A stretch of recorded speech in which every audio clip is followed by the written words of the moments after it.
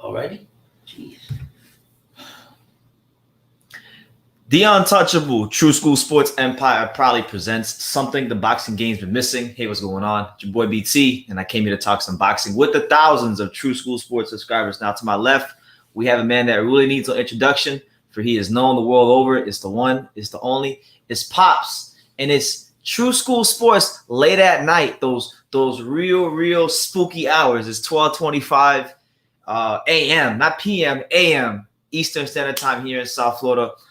I was planning on going live earlier today. That shit didn't work out. So we just gonna go live right now, and whoever shows up, whoever's meant to see it, will see it. So yeah, man, Pop, how you feeling?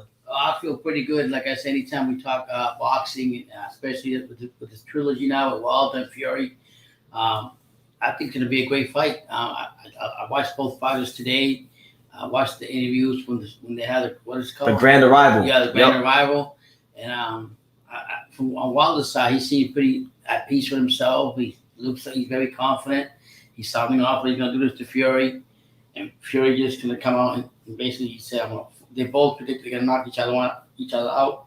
But I just think that Fury's going to bash his head right in. Well, we'll see how it goes. This is our second live in 2 days. Yeah. This is no excuses, no dishonor part 2. That's the phrase for the week, because we know what. The last fight, there were a lot of excuses. There was a lot of dishonorable things said and done. So that's the theme for the week. It's no excuses, no dishonor, regardless of what happens. If you're going for Fury, if he loses, then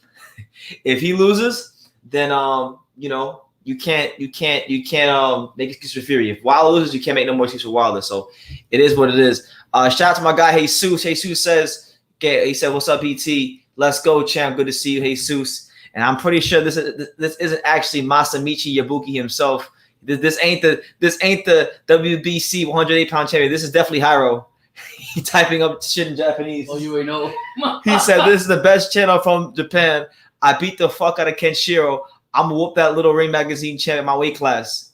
Damn. Yeah. So big words from Masamichi Yabuki. Speaking a lot of volumes, a lot of things said there in the short sentence. Yeah. Yeah. So, like I said, I see Wilder at peace with himself. I see him talking about his brothers and all this other stuff, and I just hope that comes to play when he has that fight. Because I'm telling you right now, all that stuff he's talking about, I get it. He's loved by all his people. We'll find out how much love he's going to have after Fury finishes. He keeps going on about love, like he got all this love around him. What the fuck that got to do with you punching Tyson Fury in the face? Yeah, that don't mean nothing when it comes to beating Tyson Fury. You're gonna need a lot more than just love to beat Tyson Fury. With all due respect, you know what I'm saying. But he's also been going on. He's just been going on about a lot of stuff. Now look, I'm gonna tell you what I saw today. I'm gonna tell you what I saw at the Grand Arrival today. I saw one guy in Tyson Fury who absolutely positively knows in his heart of hearts he's gonna win this fight. Yeah. And I saw one guy that looks like he's clutching at straws, trying to convince himself that he's gonna win this fight. It's just two different things. Yeah, it's two completely different things from Wilder and Tyson Fury. Yeah, it's true, and I mean, it seems just like the same record played over again, and on Wilder's side, and he's got to come up and convince himself that he's gonna do what he says he's gonna do, because Fury's on a different mission. And the way he came out and said what he had to say, it wasn't nice. So. I just hope that Wilder's ready, because Fury is.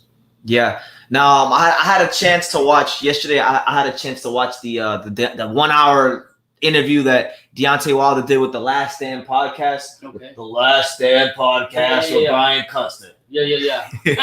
But I watched it and I listened very closely to what he was saying. I wanted to really kind of figure out and gauge just where the hell is Deontay Wilder right now. Like, is he truthfully in a good mental space to defeat Tyson Fury?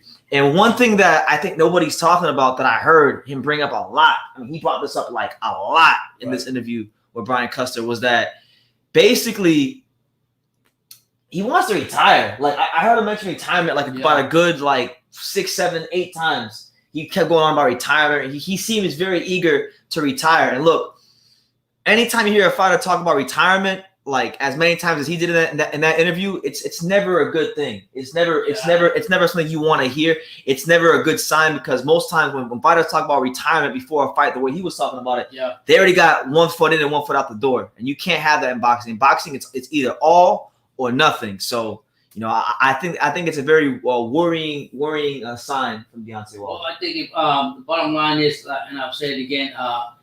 He's got to do something this fight to bring himself back up. He's got to go ahead and try to win this fight, which I don't think is going to happen. And if he's talking retirement, because he already know what's going to happen before the fight actually starts, before the big dance actually happens. Yeah. Because I think that if Wilder loses this fight, he's going to go to a big depressing mode or whatever, and he might just go say, you know what, let me wash my hands clean, pick up my paycheck, and move on. And so be it. But, I mean, you can't go into a big fight like you're going into right now, especially you being down 0-2 or 1-1 or whatever you want to call it against Fury and worry about retirement. You should be worried about taking care of the fight. Jesus M says that Wilder says that Malick Scott brought out what Wilder already had. Yeah, he's been saying a lot of things that don't make sense, that don't add up. He's saying that he said that Malick Scott's bringing out qualities he already had. So why couldn't they come out with Mark Breland? What was stopping you when you were with Mark Breland from bringing those qualities out? You know what I'm saying? And look, again, I'm going to say what I said yesterday. I want the best Deontay Wilder humanly possible. I don't want the worst Deontay Wilder. I want the best Deontay Wilder humanly possible because, like I said, the theme for this week is no excuses and no dishonor. So the last thing we want to hear is excuses, and we definitely don't want to see no dishonorable statements made. Now, Pops, this statement that Wilder made is right up your alley because he said this a lot in the past, and for some reason he said a lot this week too. He said, "And no one wants to fight Luis Ortiz." This motherfucker still talking about Luis Ortiz. He needs to be focusing on Fury and this big fight he's got ahead of him. And I'll say another thing when they had the press conference today.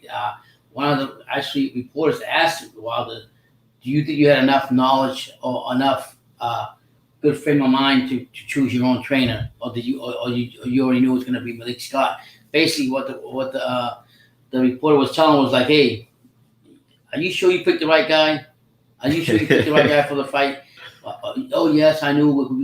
We're good friends. We did this. We did my that. brothers. Yeah, my brothers. And I'm gonna tell you right now, I want to know if once Fury knocked him the fuck out, or vice. I want to know if he's still gonna consider them all brothers or traitors. We're gonna see, man. Hey, I'll get to my next point in a second, but I'm gonna ask you, Pops. Did you see his new costume? No. You haven't seen it? Are you oh, this is great. So Pops hasn't seen Deontay Wilder's new costume, so I'm gonna show him right now, and we're gonna get an organic reaction from Pops on the new Deontay Wilder costume. This is great. Are you serious? Oh man, he has to come out and put it out. He got a new costume. Yeah, they've already like tested it out. He got it. So look. Oh my. So here's Pops. Here's Pops' reaction to Pops. Yeah. Pops' reaction to the new costume. Yeah. Are you serious?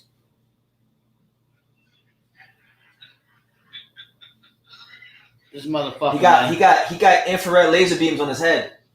I'm telling you right now. It's basically the same costume, but he took it to the next level. He got laser beams on his head. He might give someone a seizure with the damn laser beams. Yeah. I'm telling you straight up, man. This clown, because this is what I see him as, a fucking clown. I don't want to see him make no excuses when Fury knocks him the fuck out and he loses and blames it on the new costume. Like, who gives a fuck about that costume? That costume was probably. But you know what? I don't think this costume has a big ass battery pack, because the last time had a big ass battery pack. Yeah. This one just got lasers, so we'll see what happens, man. But I want to say shout out to my guy Michael Ryan Piss out there in Alabama. He says there ain't a man born from his mother who can beat Tyson Fury. Luis Ortiz is too old to fight on Triller.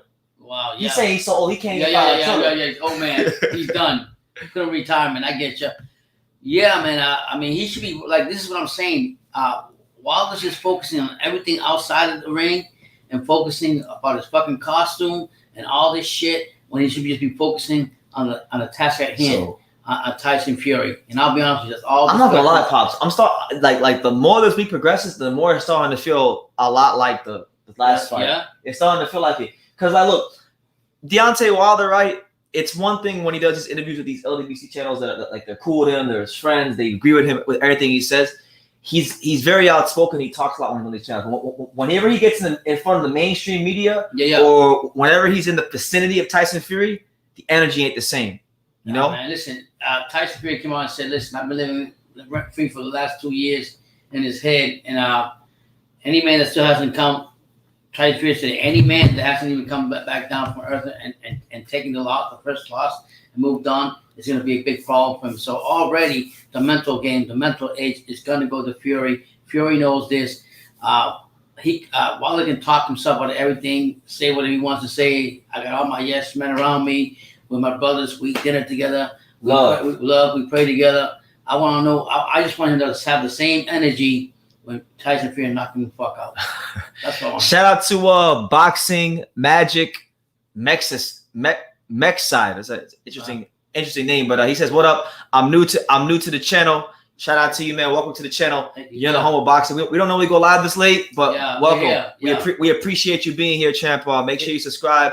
Look, guys, I'm not gonna say too much, but tomorrow I got a big interview that I'm doing. And if things go really, really good, maybe even 2 big interviews. So just really tomorrow and the day after that, just really keep your eyes peeled to the channel, because you will get something. You will get good feedback. Something really good. Something. What did Canelo say to the plan? I'm going to show this. I'm going to show you something special. Yeah, so stay tuned for that, man, because it'll be coming out. All right. I'm gonna get to the super chat, and then I'll get to something else I wanted to talk about. Masamichi Ibuki. Ain't that crazy? We got the WBC 108-pound champion in the building. Masamichi Ibuki with the $1.99 super chat.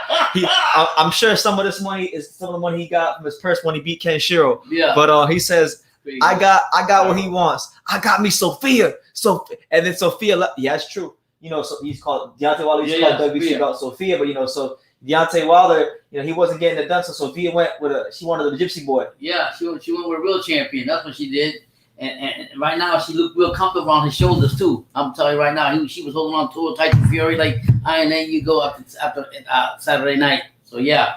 So but shout out to Masamichi Ibuki. Get your popcorn ready. One thing I wanted to talk about 2 things. So the first thing I wanted to talk about that I thought was interesting, right? So one of the additions that Deontay Wilder has made to his team that a lot of people, including himself, have been talking about is the addition of Cutman Don House. Now, Don House been around boxing for a long time. Been the Cutman for Stavern. Been the Cutman for Caleb Plant. Been the Cutman for a lot of fighters. And he's a very well respected individual in boxing. But you know what's funny, Pops? I go and I do a lot of research. I dig deep into these YouTube archives. It's a long library of videos. A lot of history you can find out on YouTube if you really dig. So funny enough, Don House was the cutman for Bermain Stavern in 2015 when Wilder fought Stavern. Wow. And Don House, who's now employed by Wilder, called Deontay Wilder a paper champion. Oh, hell. What do you think about that? He's probably talking facts, but that's very maybe at the time it was because he was with Team Stavern and he said that, but just said that. I thought it was interesting. Yeah, I thought, what do you guys think? What do you guys think about Deontay Wilder's cutman in 2015 saying that he was a paper champion? But that was in 2015. That was 6 years ago. Wilder. To be fair, Wilder. I don't even know why you call him a paper champion. Wilder wasn't even a champion yet. No, he just started looking at Wilder's resume and basing it on who he's fought. That's basically what he's saying. And he probably just tried to throw some kind of wrench into Wilder's mind when they fought Stavern, hoping that I would get him going like Fury, but it didn't work out, obviously, for Stavern. Ordinary Pete, what's good, champ? He says, what's up, BT, Pops, and everyone? Yes, good to see you, Ordinary Pete. Good seeing you here. I'm gonna say this, man. So one thing that Fury said at the grand arrival today, because today, for those of you who don't know, the fighters arrived in Vegas today. Mm-hmm. It was the grand arrival, big important time in fight week for both fighters.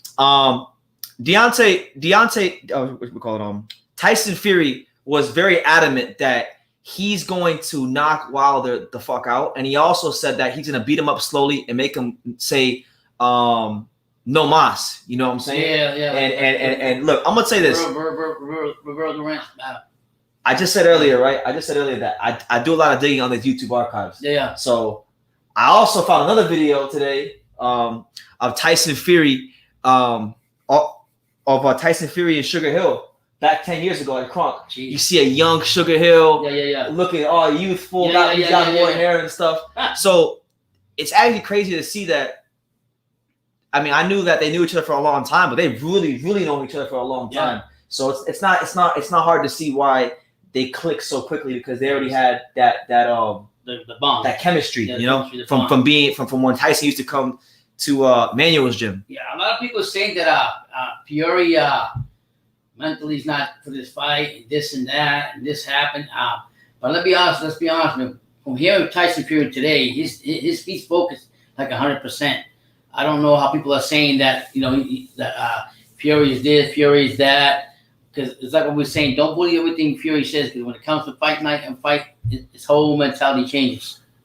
Absolutely. Mm-hmm. Shout out to SR. He says, I wish I could tune in more often to support you, but I work early and have a newborn baby. Oh, God bless Take you, care man. of. Wish you the best. God bless you, champ. God bless your newborn, and thank you for being here. Thank you for being here, even if it was for like a minute or two. Yeah, thank you. But yeah, man.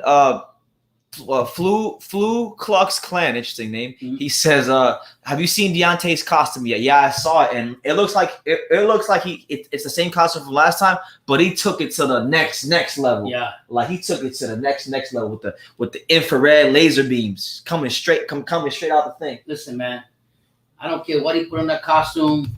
I don't care if that costume, the inflammation shocked his ass or hurt his arm or whatever the case may be.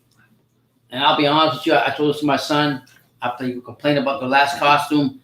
I think you should just come out there, fucking boxing shorts on, boxing robe on, do the norm, and focus on the fight. Come out. All that glitter and all that shit is nice, but if you get your shit knocked the fuck out, all that shit you did didn't do a good thing for you. So you need to focus at the thing at hand, not your entrance, not how this and that. Just like we were saying about Joshua when he was coming into the last fight, you were saying he's saying hi to everybody, doing all this other shit, when he should have been focused on getting into the ring. Yep. I just hope that when he gets shocked, I just want to know, because I know it's going to be a lot of excuses. Please tell me. Well, that's why the whole week on the channel, anytime we go live this week, we're getting out right in front of it. No excuses, no dishonor. That's the same. That's the same for the week. No excuses and no dishonor. We don't want to hear any of that.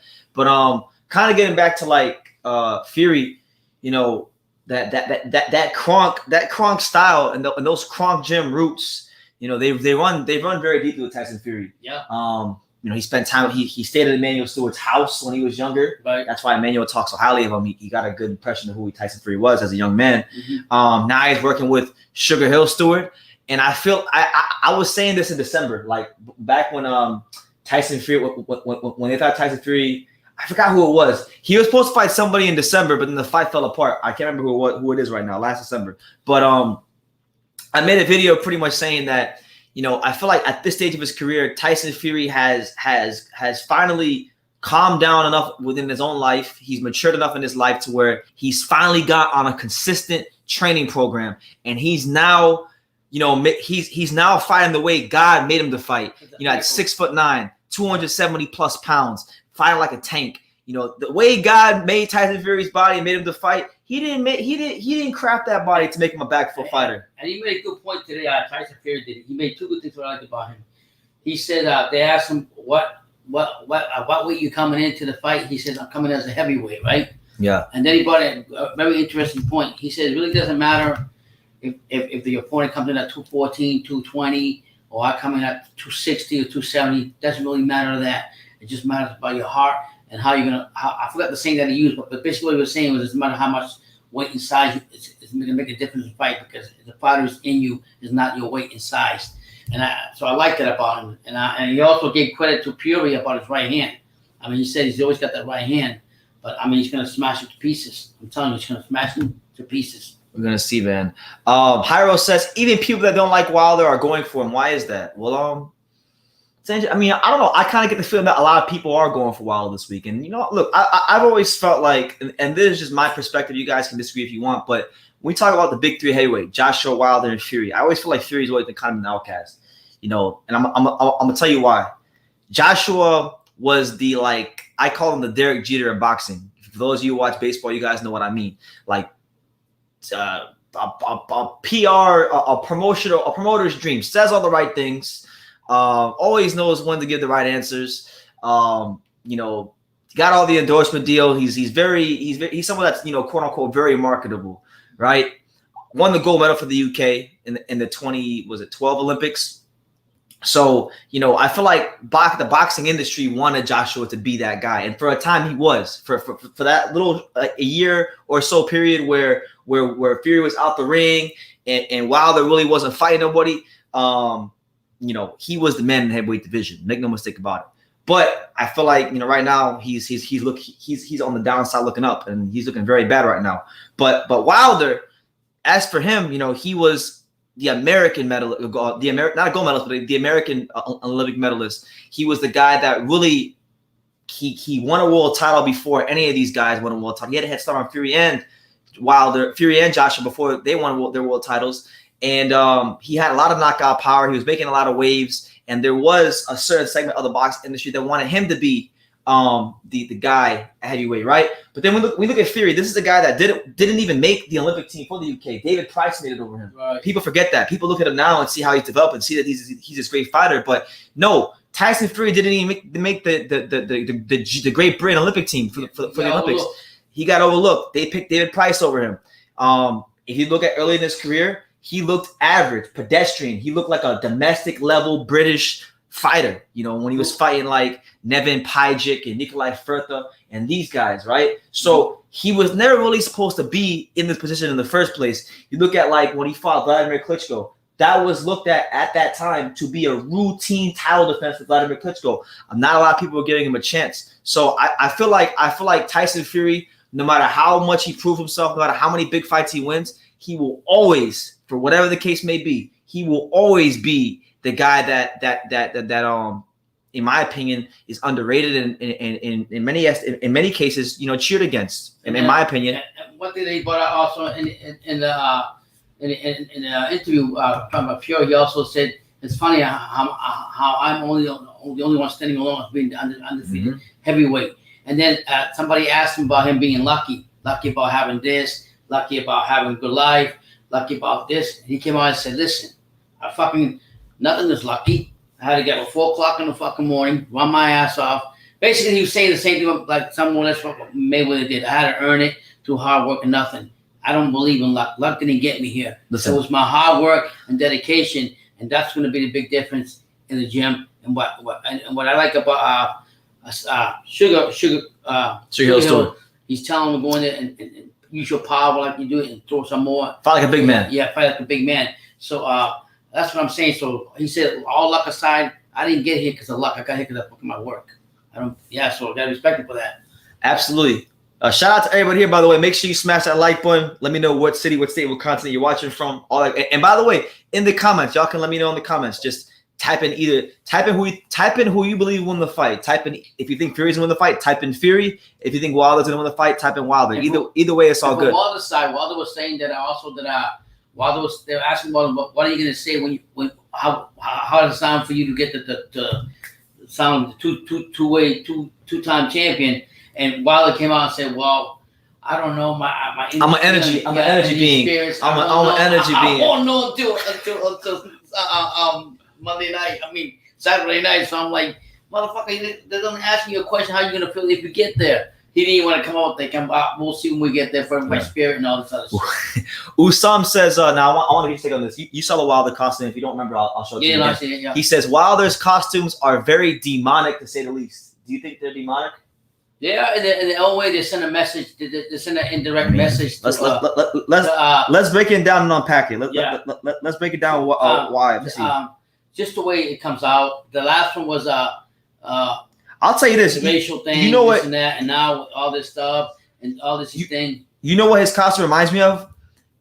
There's like this at the Denver airport in Colorado, like just before you get to the airport, there's this big ass black horse statue. It's freaky. It's freaky. If you drive through it at night, and even in the daytime, it has these neon red eyes. Well, and the way that Wilder's costume looks, it kind of reminds me of that horse statue in Denver. At the same time, you could say also because he's gone to Africa and he's seeing different tribes or whatever, how they dress up and everything. He probably based on his customs, based on what he's seen on the tribes with the colors or whatever the case may be. So that's his representation to the people. I don't totally agree with that. The last time he wrote the costume, it was something about racial. I forgot what they were saying, and the rapper and this and that. I don't like all that stuff. Just be who you are. That is who he is. He's gonna say that is who he is. Yeah, I'm saying be right. But I'm saying be who you are. If you're from African descent and you love the African tribe, so be it. But don't send any more indirect messages that we don't need to have in society that we already have. Shout out to Boxing Magic. He says Wilder just had too many excuses. Fury is a master boxer for sure. Here's a great question right here from SR. He says, "You guys think Usyk has a better chance? Who do you guys think Usyk has a better chance against, Wilder or Fury?" Oh my God, I might surprise you guys with this one. Well, I'll let Pops answer. Who do you think he has a better chance with, Usyk or Fury or Wilder? Usyk. Who do you think would be an easier matchup for him of the two? I'm gonna say Wilder. He's an easier matchup? Yep, I'm gonna say Wilder because Wilder to me is always got that right hand and he has no fucking skills at all compared to if you put him in front of Usyk, he's not and nowhere the same level of that. He will fucking run circles around Wilder. I'll be honest with you. I'll say that. So I think that'll be an easier opponent for him. You might disagree with me. I actually do disagree. Okay. I actually think Deontay Wilder is a harder fight for Usyk than Fury. I'm gonna tell you why. Okay. That if you look at Tyson Fury's career, going all the way back to when he fought Nevin Pajic, John McDermott, Otto Wallin, he's always struggled with the smaller heavyweights. It's never been the big guys that are eye level or close to eye level. It's always been the smaller guys. And I would say Usyk is probably the only fighter at heavyweight who you can say that as far as footwork and foot speed, he'll have the advantage over Fury. Right. So Fury's accustomed to having that advantage over all of his opponents. So Fury is gonna have to really have to bite down and fight that Kronk style against Usyk. And if he's not able to land against Usyk, I could see it being a difficult fight. Now, Wilder, I think, could be a harder fight for Usyk because of the things that you say, because he's unorthodox, because he's a gunslinger. I feel like and because of that power as well, I feel like it could be a harder fight for Usyk. And on top of that, well, hold on, let me preface this. Mm-hmm. It all depends on what weight he comes at because Wilder is a different fighter at different weights. If you look at his career and you look at his best knockouts, the lighter he's been, the more devastating his knockouts have been. Right. And the better knockouts he's produced. The more muscle Wilder puts on generally, the worse he fights. Yeah. He weighed in a career high his last fight, 231. It didn't work out for him. So I feel like if he were to fight Usyk at like 215, 217, 220, something like that, and he's able to close that gap real quickly, I actually think it could be a tough fight for Usyk. That's only my opinion. Right. That's my unbiased opinion. Yeah, I think it'd be harder for him because he doesn't have the movement to keep up with him. Like Johnson didn't do nothing either. From that fight when he did with Usyk, he didn't do nothing either. He was stiff as a fucking pole too. He couldn't handle the movement. So I think with Wilder, the only thing Wilder has got punched. The only thing he could do is if Usyk comes in there, does all this shit, and that comes in with that left or something, he walks into one of his rights. That could happen. I'm gonna get to your comment in a second. One triple S. I'm gonna get to that. But Dalin Chapo, shout out to him. He says the matchup boxing really needs is Deontay Wilder versus Jarrell Big Bay Miller. Yeah, think so. I'll tell you this: if Deontay Wilder because hey, if he wins, we give him credit. But I think he'll lose. When he loses this fight, I think that would be a good comeback fight because first of all, it would be a good build up because them two have beef. I remember I interviewed Jarrell Miller back in 2017, and he was talking about that the infamous sparring session where apparently Wilder made him leave the gym and he beat the shit out of Miller. Right. And I know Miller don't like Wilder, and I know Wilder don't like Miller, and so I feel like that could be a good fight, and I wouldn't mind it. So yeah, I agree. Like two talkers, two American heavyweights. Win, lose, or draw in this fight. That's a fight I'd like to see at some point. They both have something to prove either way you look at it. Yeah. So there'll be a lot of fire in there. I know Wilder won't fight for two reasons. Number one, because Dremel is irrelevant right now, and number two, because he's gonna say he's a PED drug cheat. But then, like we said yesterday, he had no problem fighting Ortiz, who was part of some foul play in his career. He's been accusing Tyson Fury for months upon months of foul play. And he's fighting him. So he's fought two, quote unquote cheaters on 5 different occasions combined. So, It is what it is. Yeah, both of them, whatever happens to Wilder, they both gotta make a statement, and Big Baby gotta come back and make a big statement. So that'll be a good fight, especially when they have the Kool-Aid with the thing, the announcement you have what it says, Kool-Aid with the motherfucking thing. That'll be his conference again from Baby Miller. That he always says that. So I think it'd be a great.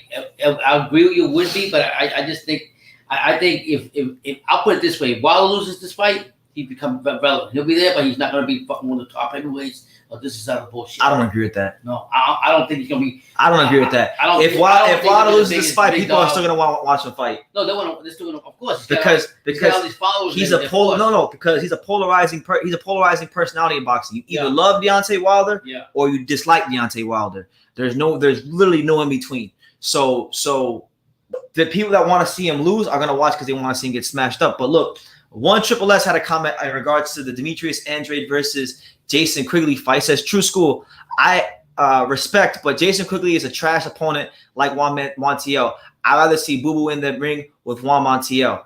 I disagree with that. Juan Montiel is not. Listen, Juan Montiel's claim to fame was knocking out an old shot James Kirkland. Now, I'm not gonna lie to you and say that Quigley's resume is better than Montiel's because it's not much better. He got knocked out by Toriano Johnson himself, and he's beat a couple decent fighters. But Quigley, look.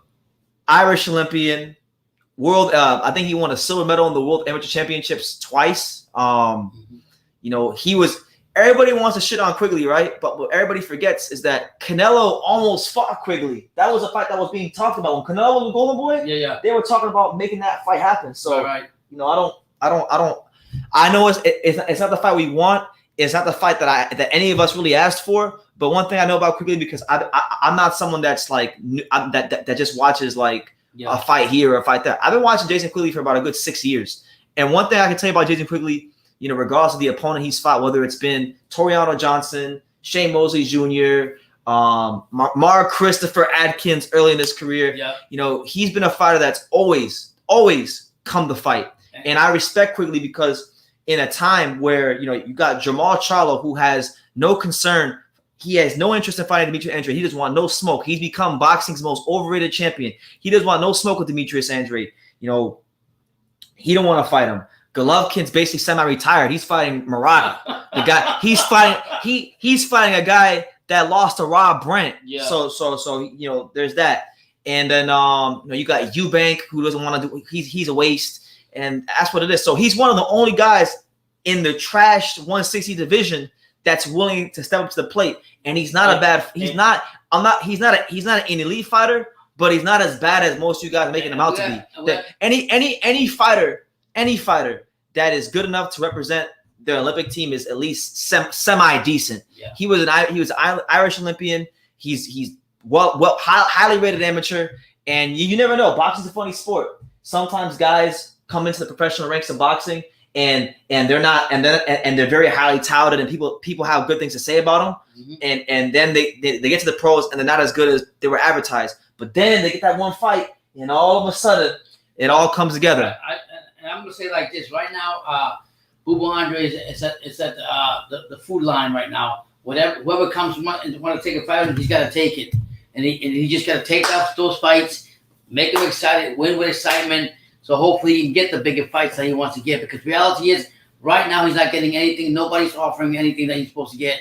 So whatever fighter comes up there, like a Quigley or vice versa, comes in there, he's got to take those fights and just hopefully he can come in and dominate and do what he got to do.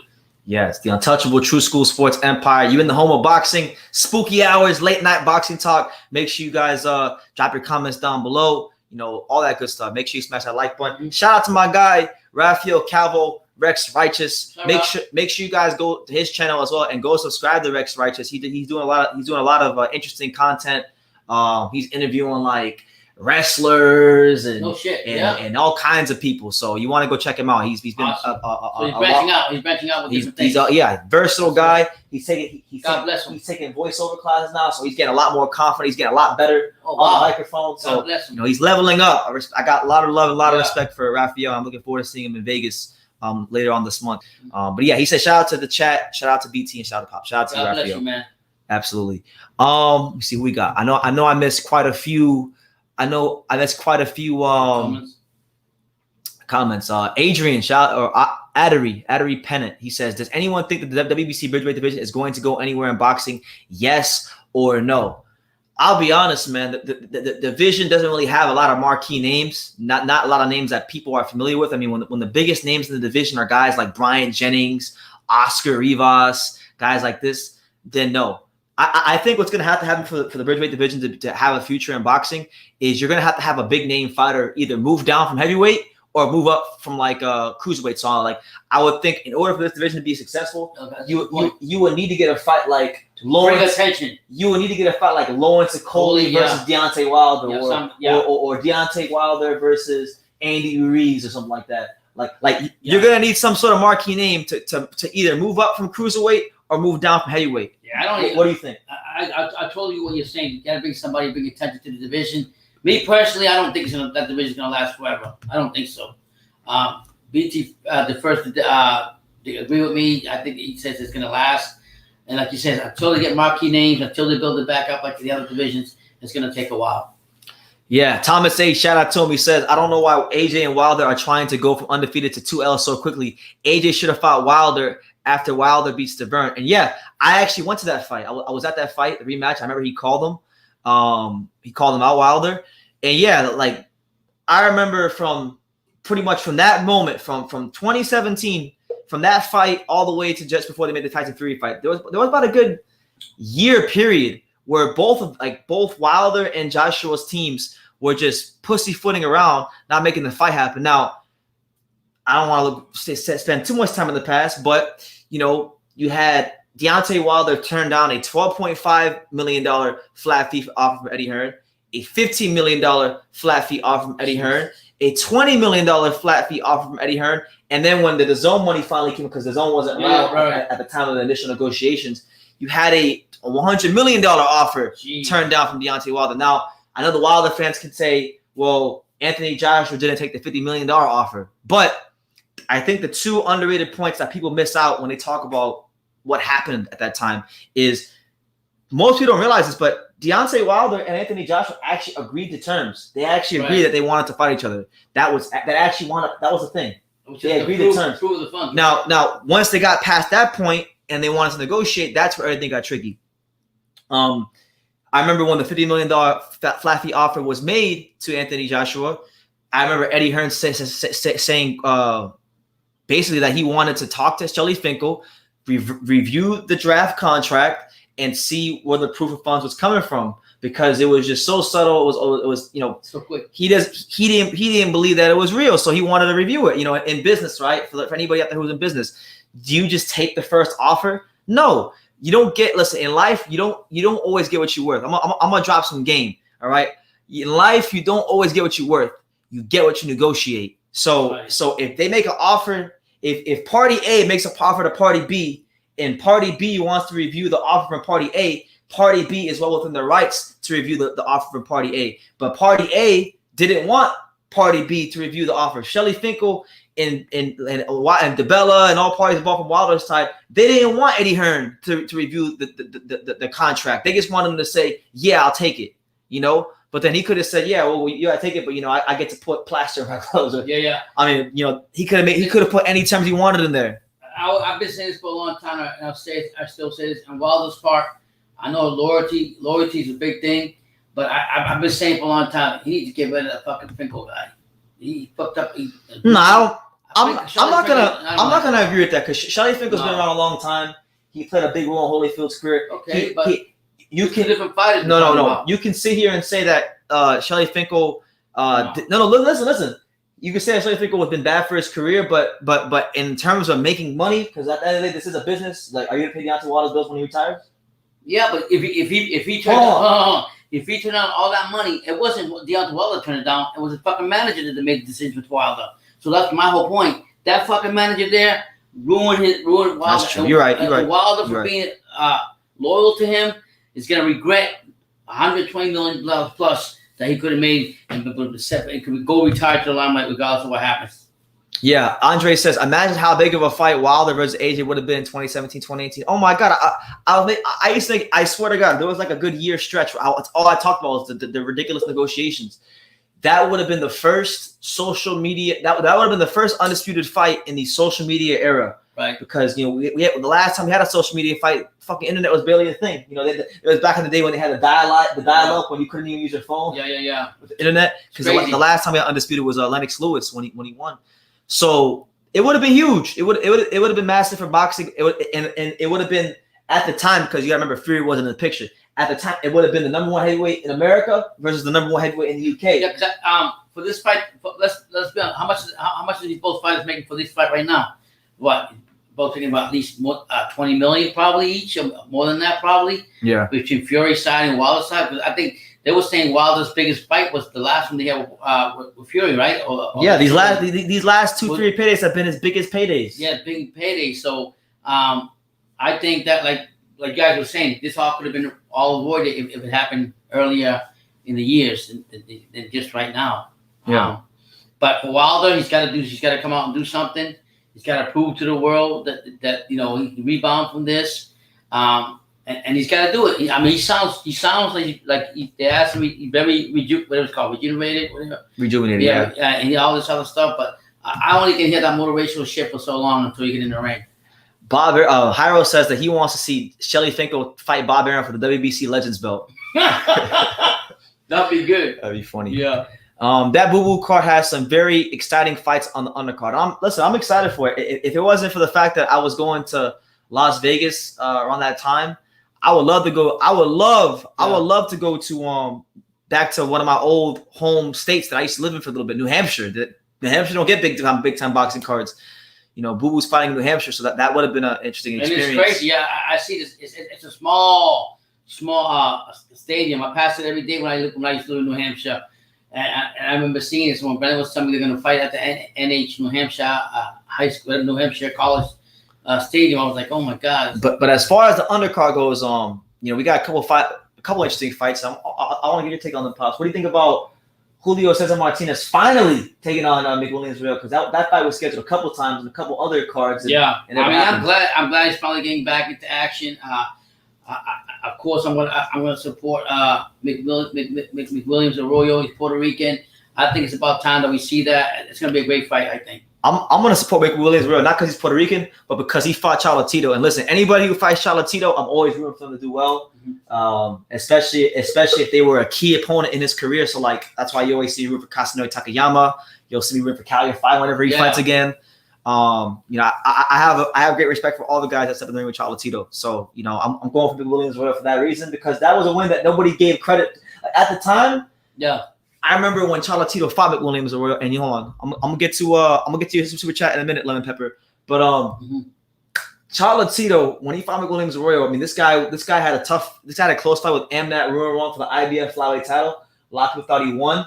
Yeah. Puerto Rican Olympian. And then he fought Cholatito when Cholatito looked invincible. And then this is one of the fights where he didn't look that invincible. And people try to use this fight where Cholatito won like 10 rounds. Right. It was kind of like the Demetrius Andrade Liam Williams fight. Right. Where you know, the guy who's expected to wins the majority of the rounds, but he doesn't look as good as we're accustomed to him seeing him. So then they want to use his slight drop in performance to discredit him. But it was a good win nonetheless. Yeah. Shout out to Lemon Pepper Shillings for the $1.99 super chat. He says, "Punish Wilder, make Malick Scott throw in the towel." That would be interesting. I wonder what do you think Wilder's reaction would be if he's punished? Let's say Fury punishes him, and Malick Scott just gets so concerned for this man's health that he does the Mark Green. He gets possessed by the spirit of Mark Green. I don't think, and I've been saying this a long time. Since Malick Scott got with Wilder, Wilder intimidates him. He's not one of those trainers that can tell Wilder, like, you're gonna fucking do this and this is how it's gonna be. He's more like a yes man, motivating him and doing this other thing. So I don't think he has enough balls to even do that. And if he does, so be it, because we know what the hell. I'll give him that props, but I don't think so. I think the whole camp and everybody around Wilder, they're all intimidated by fucking Wilder. Just out of curiosity, I don't know if you've seen this fight. Have you ever seen Deontay Wilder versus Malick Scott? I don't want to see that fight. No, but I'm saying it happened. Right. They fought. No, I haven't seen it. You never seen it? No. Okay. I don't want to slice. No. I want to show you. I want to show you something. Pops. I want you, because I'm not going to tell you what happened in the fight. Yeah. I just want to show you, because apparently he's never seen it. So I'm gonna show Pops what happened when Malik Scott fought Deontay Wilder, and I want to see if he could pick out what happened. Look, so they fought like in 2013, okay, something like that. Right hand, which after once you use a jab, the left hook right hand combination. Watch. Use it. The left hook is a throwaway punch. You're basically getting the guy used to seeing a jab. Yeah. Then you're gonna come with a left hook right hand. It's a sharp, short. Actually, it's a long left hook. You want the guy to react to it, so you can pump the right hand right down the middle. So all these jabs here are kind of building to that. You're getting with Scott looking at your left hand coming up the middle. By the way, smash that like button, guys. There you go. Oh my God. Fucking that came so quick. Listen, man. Nothing taken away from Malik Scott. No, but Pops, I don't think you quite saw the punch correctly. He set him up with the jab and he came. Did he hit right. him? Did he hit him? Did Wilder actually hit him? Did Wilder hit him? No, he dropped him. Yeah, look. It didn't land. No. He took a dive. Yeah. He took a dive. So, he took a dive. Malik Scott took a dive against Deontay Wilder, and now that's who's training him. Yeah. What do you think about that? I'm telling you right now. I'm going to say like that when we did an interview with Stacey McKinley, like said, he doesn't have enough experience. One of the reporters today asked that to Wilder. Basically, that's what we were saying. You picked this trainer. You could have picked other trainers that were experienced. What made you pick him? Because I worked with him before, and we've been good friends for a long time. Yeah, you can have that's all good, but the good old boy network's not going to help you when you're in the fucking center ring and you need some real instruction. I just think the whole time I've gotten this feeling from Malik Scott. He doesn't have the balls to stand up to Wilder and say, hey, you know what? This is what we need to do in training. This is what I do. Wilder says, let's do this. I'm going to do this. If you want to play music, he doesn't have the balls to stand up to him. I'm sorry to tell you.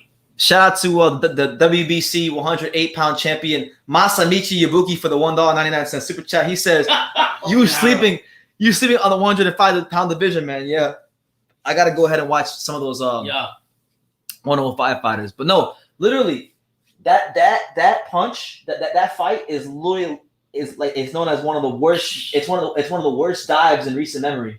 Because if you look at the punch didn't hit Malik Scott. No. The punch literally touched his glove, and he just fell over. And dropped. He just fell over. So that kind of goes back to what we interviewed Stacey McKinley last week, or was that this week? Yeah, this week. This week. Yeah. We interviewed him this week, and no, it was last week. I dropped it this week. Yeah. We interviewed Stacey McKinley last week, and literally, the one thing he said, because Malik Scott, for those of you who don't know, Malik Scott was actually in a couple of camps that Stacey McKinley had been involved with. I think maybe for Povetkin, because I think he trained Povetkin for the time. But anyway, he said that Malik Scott was a very skilled boxer, very smart. But he also said that Malik Scott, didn't have the biggest heart in the world.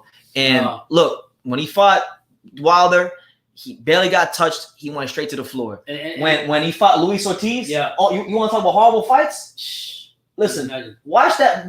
Not now, but when you get some time, just watch a couple rounds of that fight. It's one of the worst heavyweight fights of all time. One of the worst. If he's like that, I'm just gonna say like Stacey McKinley says. Stacey McKinley was the guy trainer that trained Mike Tyson. For all you don't know, and he came from the Kronk gym. I'm gonna just say what he says. He's never been under the big lights on the fight of this magnitude. I'm talking about Malik Scott. And I'm gonna tell you right now. I guarantee you. Wilder told him, don't you fucking throw the towel in. I'm telling you, nobody had the same. I think he will. You think he would? I think if Fury punishes Wilder enough, that towel is coming in from Malik Scott. For real. I think it's coming in. The way he dropped himself. And the crazy thing is Deontay Wilder's so messed up in the head that I could see him using Malik Scott as a scapegoat, but I could also say, man, when you say love, man, my brother loved me. He threw the towel in. He didn't say that. He didn't say that for Brilliant. And Brilliant was more experienced than him, so I don't see that because one of the big things with Wilder is he says, "I'm a warrior. I want to die in a warrior." What's the same thing? I want to die as a warrior in the ring. I want a body on my record. Yeah. So but I mean, I'm telling you right now, Malik Scott doesn't have the experience. That a real trainer. I mean, I'm not disrespecting, but a real trainer that's been in the big fights, that's been around for a long time to know. So yeah.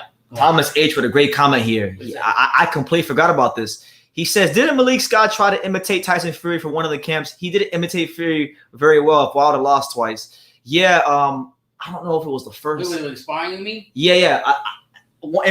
He's right. In one of the camps, Malik Scott was a Wilder sparring partner. Right. And he was literally brought in to imitate Fury because he could box a little bit. So with Fury like yeah. But Fury beat the shit. Fury the first time. Listen, people who want to discredit the first fight, Deontay Wilder only fought a 60% Tyson Fury. That wasn't like, even though he had two tune-up fights against like D- level competition, you know, he didn't fight a truthfully match fit Tyson Fury. Yeah. He fought a guy who had been out the ring for years, hadn't been involved in big time boxing for years, and on the contrary, Wilder had been boxing frequently. Yeah, he was sharp. And what's crazy about it is you could say that Fury got killed two birds with one stone. He's got already into Wilder's mental game, right? Yeah. And you already know, like you said, one of the last press conference before this one, he told me, he says, "Listen, you got Malick Scott. I beat his ass, and I beat your ass.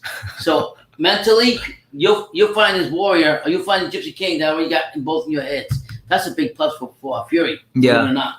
By the way, Wilder's new trainer took a dive versus Wilder. What kind of choice of a trainer is that? Yeah, well, okay. So for those of you who don't really follow, who aren't really following the situation as deeply as someone like me or other boxing fans, basically this is what happened. These two fought when Wilder was a prospect.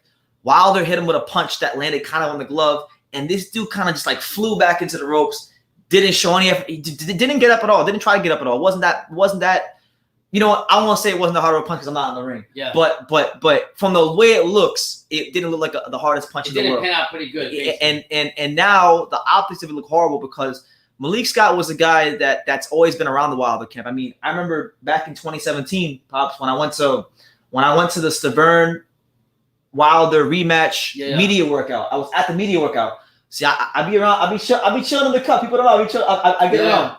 But it was at Gleason's gym, 2017. And I remember Deontay Wilder was in the ring. There's about 3 or 4 rings at Gleason's gym. Wilder was in one of the rings at Gleason's gym.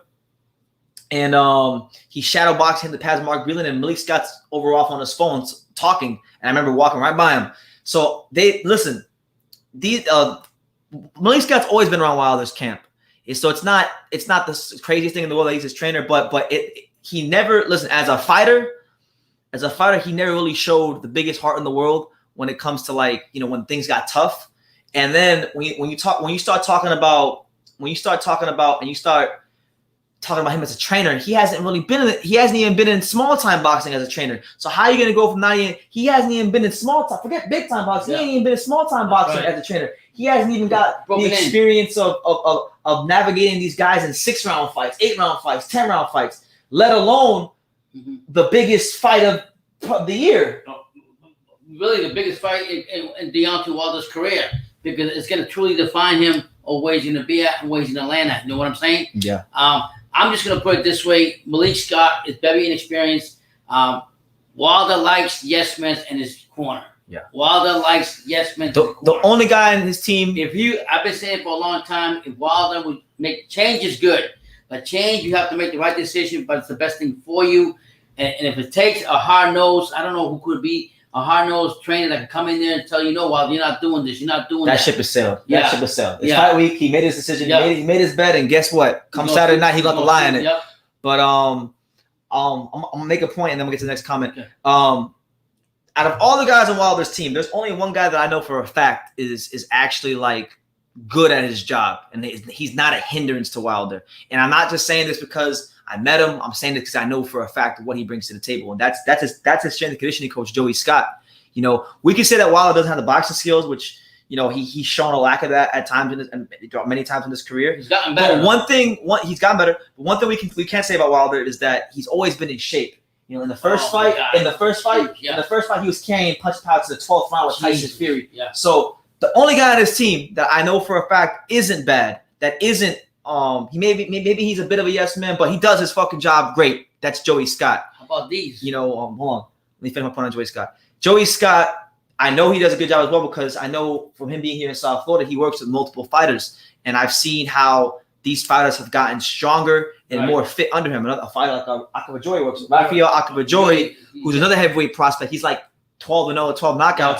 You know, this is a guy that came from college football and college basketball and didn't have a boxing background.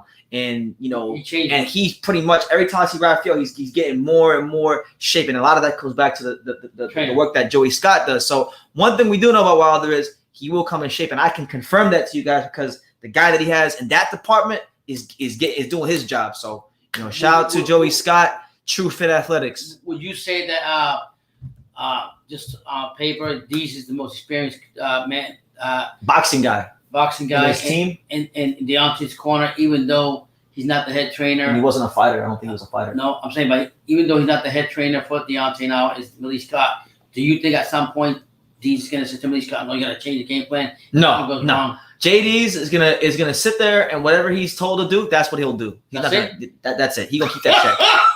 So what good is he for him? The youth man. Oh my Lord. Slotello, shout out to Slotello. Hey, Slotello, where you been at, man? Anthony Joshua lost, and you wanted to witness protection. He said pain. I'm absolutely in shambles since the disaster class on the 25th. Yeah, man. He's gonna come back though. And then he's talking about Robert McCracken is still being employed by Anthony Joshua as a major problem. But I've been saying that. But AJ will be 3-time champion. The second time was so divine, he had to do it a third time. Listen, I'm rooting for AJ. I like AJ. I think he's done a lot of good things for boxing. Obviously, he's had these problems for years. He's got to make some tweaks to his team if he wants any chance of winning. Fucking sucks. Raphael says, I hate that the public is still learning about this. I followed the sport, and I didn't know that Malick fought Wilder, let alone took a dive. I mean, I know Mickey Ward helped train Arturo Gatti, but that's a whole different story. It kind of makes me mad, bro. Well, yeah, man, look. Malick Scott, he had some talent. He could box a little bit when he was fighting, but he never quite put it all together. And he didn't have the intangible things that it takes to be a great heavyweight fighter. He was good. He was a top 15 guy at one point, but he wasn't like a great fighter, an upper echelon creme de la creme fighter. As far as the Wilder fight, it's disgraceful. There's no other word I could use for it other than disgraceful. And one thing I want to say is, there's a saying when you do business. I don't know how true that really is, because not every friend's the same way. But it's you don't mix business with friends and family. That's true. You know what I mean? Okay, you shouldn't do that. And I think Wilder brought him in because he knows for a long time, and he wants to do this for him, do that, but he doesn't realize what effect it's going to have until it's too late. Until it's too late, and that's what's going to end up happening. I think he should have got a trainer. Malick still could have been his assistant somewhere along the line, somewhere there. But he should have got a stronger trainer that would tell Wilder, get your ass up and build them legs and go run. Anyways. Andre, here's a question from Andre. Andre says, what do you guys think about Tio's situation with Triller? I'll let you start. They jumped on board real quick with them because of the big money they're supposed to get, blah, blah, blah, blah. But just recently we read that his dad worked out another deal with Triller. We got J-Lo, we got Metallica. They fought on the 16th. They were going to get some of the side money on the side from Triller. So they worked out everything. But the reality is, sometimes you got to say, be careful what you wish for. It's been a year since Teofimo hasn't fought. A career really wasted down the drain. Well, he's still young. But no, but a year, a valuable year. I'm saying, yeah. And so I think, I honestly think it was a big mistake to go to Triller. And I think the Father probably knew that along the way that eventually something's going to happen with Triller. So the way they're running it now, Peter Khan's gone. The guy used to be executive for them and everything. He's very knowledgeable. Brendan knows him personally. Yep. So just to see all these changes with Triller, I think it's a big mistake for him. I think you just get the fuck away from them and go back to the Barbarian or whatever. You're going to make your money down the road. And you're going to get the big fights. Look, the Triller thing is one thing, and I think it's probably been the worst thing that's happened to his career. But to me, the real story isn't that. The real story for Tio is this whole Josh Taylor thing, because I interviewed his dad myself. I don't gotta go read boxing scene. I don't gotta go read articles. I got it from the source himself on this channel. Back when I was in Vegas in June, I had a chance to go watch Tio spar. They were very gracious to me. Listen, I'm not gonna disrespect Teofimo Lopez here because he's always been great to me. But I gotta call it, and Tio as well. But I gotta call a spade a spade. He's over here talking about I remember his father was talking about how Josh Taylor's soft. He doesn't want to fight. In his words, he said that Josh Taylor was a pussy. That's what he said. Those are his words. Yeah. Okay. Now his son Tio is coming out and saying he wants to fight Josh Taylor at a catchweight. Now that don't make no sense because it's a known fact from anybody who's followed his career that Teo can't even make 135 that great anymore. He's big. He's big for that weight class. Yeah. So why would you fight at a catch weight when you're struggling to make 135? Wouldn't it just make sense to go up the full 5 pound limit and have and grow into that? I mean, come on, man. Come on. That just tells you how much confidence he really has in himself. When you against Taylor, it's not a good look. It's not a good look. And Taylor, and I'll be honest, Taylor's very adamant about fighting him. He doesn't want to fight him. He said, "I don't waste my time with him. I'd rather go to Crawford." But I'm telling you right now, I love Teofimo and everything. If you don't get it right soon, and he gets in there with a tornado, I think the tornado's gonna suck him right up. Yeah, man. I listen. That to me is a great fight. I haven't heard a comment back from Taylor on it, but I'm quite sure when Taylor makes a comment, it's not going to be nice with Teofimo. Listen, man, I could care less about what Teo says, what Taylor says. The only way to know is to make these fights happen. But listen. I know Teo's been going to a lot of these Canelo fights and whatnot. I hope Canelo's diva ways ain't rubbing off on him, because this is some Canelo shit talking about I want to fight you at a catchweight. Nah, man. If you listen, in that fight, I don't think either one of them is the ace side, because they're both undefeated fighters at a very early stage of their career. They're both great A-class, creme de la creme fighters. They're both signed to the same promotional company, and they can both make a certain weight in a certain weight class comfortably. So why not make the fight at 140? Why try to do all this nonsense? I mean, I understand it's boxing. I understand it's gamesmanship. I understand he probably wants to get an advantage. And listen, as a fighter, you're always going to want to try to get an advantage on your opponent. But if you really think you're as good as you say you are, and your father says you are, and the world says you are, then when you fight Josh Taylor, you fight Josh Taylor at 140, not 130, not 138, not 137.5, none of that stuff. First of all, like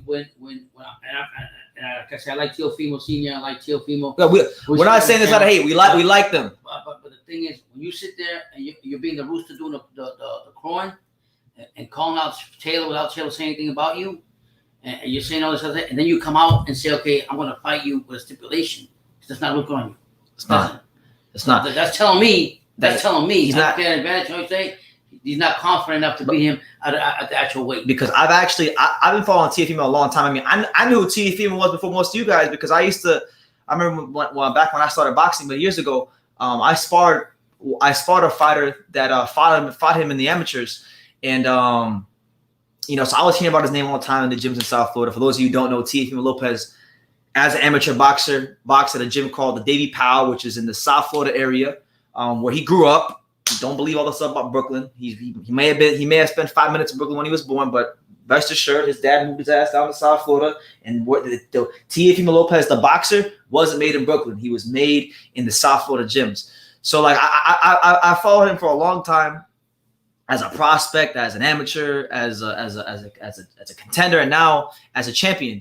And I've never heard him talk about catch weights. I've never heard him talk about draining a fighter. That's only something now that I feel like he's trying to do, because he feels now that he beat Lomachenko, he's in a privileged position. But the thing is, Josh Taylor is just like you. You're an undisputed champion. He's an undisputed champion. Y'all are one and the same. Y'all both are great fighters. Y'all both are creme de la creme, pound for pound. I got both of them on my pound for pound list. To me, this is a pound for pound fight. This is two of the best pound for pound fighters that this beautiful sport has to offer. So I don't think that there should be any sort of situation where if a fighter wins, no matter who it is, that it gets discredited because one fighter had an advantage over the other, And Taylor come out and said already, honestly, Taylor's not doing much talking about this fight because he really doesn't give a fuck about Teofimo, to be honest with you. He really wants a Crawford fight. He already come out and said that. He said, Teofimo's done this, he's got these belts, this and that, blah, blah, blah, blah. But I want Crawford. That's what he wants. That's what he's aiming for. So even with all the shit that Teofimo was saying to bring a light to the fight or whatever, at the end of the day, that's probably why Taylor's silent about it, because he's not going to waste his time with that. Yeah. By the way, shout out to everybody here. It's the Untouchable True School Sports Empire. We got Pops here. It's me, it's your boy BT. It's late night, spooky hours. You see a progress sign with the promotion company? I'm gonna get to that in a second, but I want to get to this comment. Okay. My man who's new to the channel, he said Wilder even said himself that Malick Scott hasn't taught him nothing. Yeah, he has been saying that. I know, but he actually said today in the interview, he said they asked him what has Malick Scott brought out of you? He said really nothing, because he's only helped me sharpen my tools and everything like that. So basically, he hasn't done nothing to better himself. He just so that's what I'm going to tell you. Well, I don't know. Shout out to my guy Aaron out there in Portsmouth, UK. You know, That's why I shot to UK. and then Sotelo, getting back to Joshua, Sotelo says another reason I'm not worried or devastated about this AJ loss is because he did all the wrong tactics. Like people try to outbox Usyk. Well, we all knew what would happen if he tried to outbox Usyk. So we'll see, man. He got to really. And Eddie Hearn says that Joshua tried to be a technical fighter instead of being his old self, going in and attacking with the right hand, throwing punches, being more active. He didn't want to go that game. He tried to be technical with other fighter that was more technical than him and showed him out. Yeah. Freaking Thomas H says, I know Teofimo was lost when he tried to be here from New York City for the money. Yeah, look, that to me, listen. And I told my dad this, like, look, I have to always, whenever I make negative comments about Teo, I got to always preface everything I'm saying by saying, I like Teo. Been a fan of his for a long, long time, okay? And still am. But look, listen, he's not from New York. He's about as much from New York as I am from Arkansas. Like, he spent his whole life living in South Florida. I mean, look, for people who grew up, like for people my age, for people in my generation that grew up in South Florida, he does certain things that you can only notice if you're from our area, like from music he listens to dances he does. I'm like, yeah, he's a South Florida boy. Yeah, and I think that they BT had an interview with him. And I interviewed him, yeah. And he actually posed a question. I asked him. He says, hey, Teofimo, you got to come out straight. You need to get this straight out in the air so people know where you're from. Are you from Brooklyn or are you from South Florida, David Florida, David Powell? And he came out and told you. He said, yeah, I'm from South. I grew up in South Florida. Yeah. And it's there. So look, if Teo ever, listen, I love Teo, but if Teo ever pivots and says, I'm Brooklyn made, Brooklyn this and that, I have the interview. The clip is there forever. It's there for he admitted it. So, if y'all don't believe me, all you got, I can send it. I got the link. I can send it to anybody who doesn't believe me. Yeah. Addery Pennant says, PBC plus Showtime plus Top Rank should just join forces, team up, and merge. That would make sense for boxing. That would make sense for boxing. But one thing you got to understand, and I'm going to try to explain this as best as I can to people who don't spend any time around the boxing industry, or people in the boxing industry. The boxing industry is a very ego-driven thing. It's not like other sports, like the MLB. You have MLB, NBA, NFL, NHL. You got unions. You got things that are organized. And in boxing, it's not like that. In boxing, it's the wild, wild west. It's a sport of free enterprise where you can pick, choose, maneuver as you please. Yep. So they're not going to ever merge unless it makes financial sense, because what you got to understand, whether it's PBC, Matchroom, Top Rank, or Golden Boy Promotions, I would say those are the four big, promotional companies in boxing. All four of those promotional companies in boxing, whether they're going to tell you or not, are all jockeying for position to be the premier boxing promotional company. Now, I know it sounds stupid because it, in common sense would be, hey, we're better together than we are apart. As our friend Stacey McKinley would say, working together works. Yeah, and it does. But it's just everybody, the lust for power. For power in any business is a big thing, but in boxing, it's the most prevalent. And the thing about it is too, you can merge those companies, but the problem we have is the promoters have their own egos. They have their own egos on how they want to do things and how they want to run it and how they want to get their money. So you can try to merge it, but it's not that. It's the politics within the promoters. Yeah, man. Hyro says, Pops, what are your thoughts on Oscar's new woman? It's weird for a man. Is it weird for a man who was 50 to date someone 20 years? Has he been dating her for 20 years, or is she like 20 years old? No, 20 years old is what he's saying. Listen, man, these girls these days, they're looking for the oldie goldies that got the money in the bank, and he's got it, so why not? He's trying to walk in the boots and get taking his money, so he's the fool, not her. Yeah, man. And we touched on that last night. Yeah, he's the fool, not her. So. I mean, yeah, and I think they said that he predicted that. What was about that? Ryan Garcia will lose to Rolly. What? I think he said that Ryan Garcia will lose to Rolly. Oscar said that? Something like when he was drunk, though. He was drunk. Well, they say when you're drunk, they say with the girl, drunken words speak sober thoughts. Jeez. So that's probably what he really thinks subconsciously. So that's why it's coming out when he's drunk. Yeah. So it's crazy. So yeah. Yeah, I'm not negative on Teofimo. It's a hard lesson. It's a hard lesson to be true to yourself before you get found out. You got to be true to yourself. You can't ever be out here faking the funk. And to be fair, to his credit, when I interviewed him, he said that it was, he blamed Bob Arum. He said Bob Arum made me be from Brooklyn for money. Jeez. But what I'm saying is, like, look, Miami ain't the worst place to be from. Miami's a pretty cool place. Why wouldn't you want to be from a place like South Florida, Miami? That's true. I would have been playing that up from day one. Yeah. But, I mean, Miami or Brooklyn sells. Yeah, shout out to everybody here. Man, it's just like I'm so anxious for this fight this weekend, man. Like Wilder Fury, because we spent ever since the fight ended, it's literally been it feels like it's been the most popular topic on YouTube in that bracket of time. Yeah. So the fact that we got a fight, Joshua's lost, so it's not like I can sit here and get excited about a big Joshua Fury fight. Now Fury's got to win if he wants that big fight with AJ beats Usyk in the rematch. But I don't think it's going to happen. But for Fury, he can't let down in this fight either. Yeah. Now Rito K, he's telling me he wants to know straight like this. He wants to know my prediction for these fights. Who do you got in these 3 fights? Wilder versus Fury, Crawford versus Porter, Usyk versus Joshua 2. Oh man, that's tough. You can answer that one first. What's Wilder versus Fury? Wilder versus Fury this weekend. Fury. Crawford, Porter. I got Crawford. And then Usyk versus Joshua 2. I got Usyk. I've got because if AJ, and I'm gonna say it again, if he's not gonna change fucking Kraken, the trainer, he doesn't make no changes to him. He's got to get rid of him. Yeah, Wilder versus Fury. I would say, definitely Fury, that one. Crawford versus Porter, great fight, but I got Crawford. And Usyk versus Joshua, I'm completely undecided because I got to see what Anthony Joshua does with his team first. But if he keeps his team, I'll say I'll lean towards Usyk. If he keeps the same team, I'll lean towards Usyk in the rematch.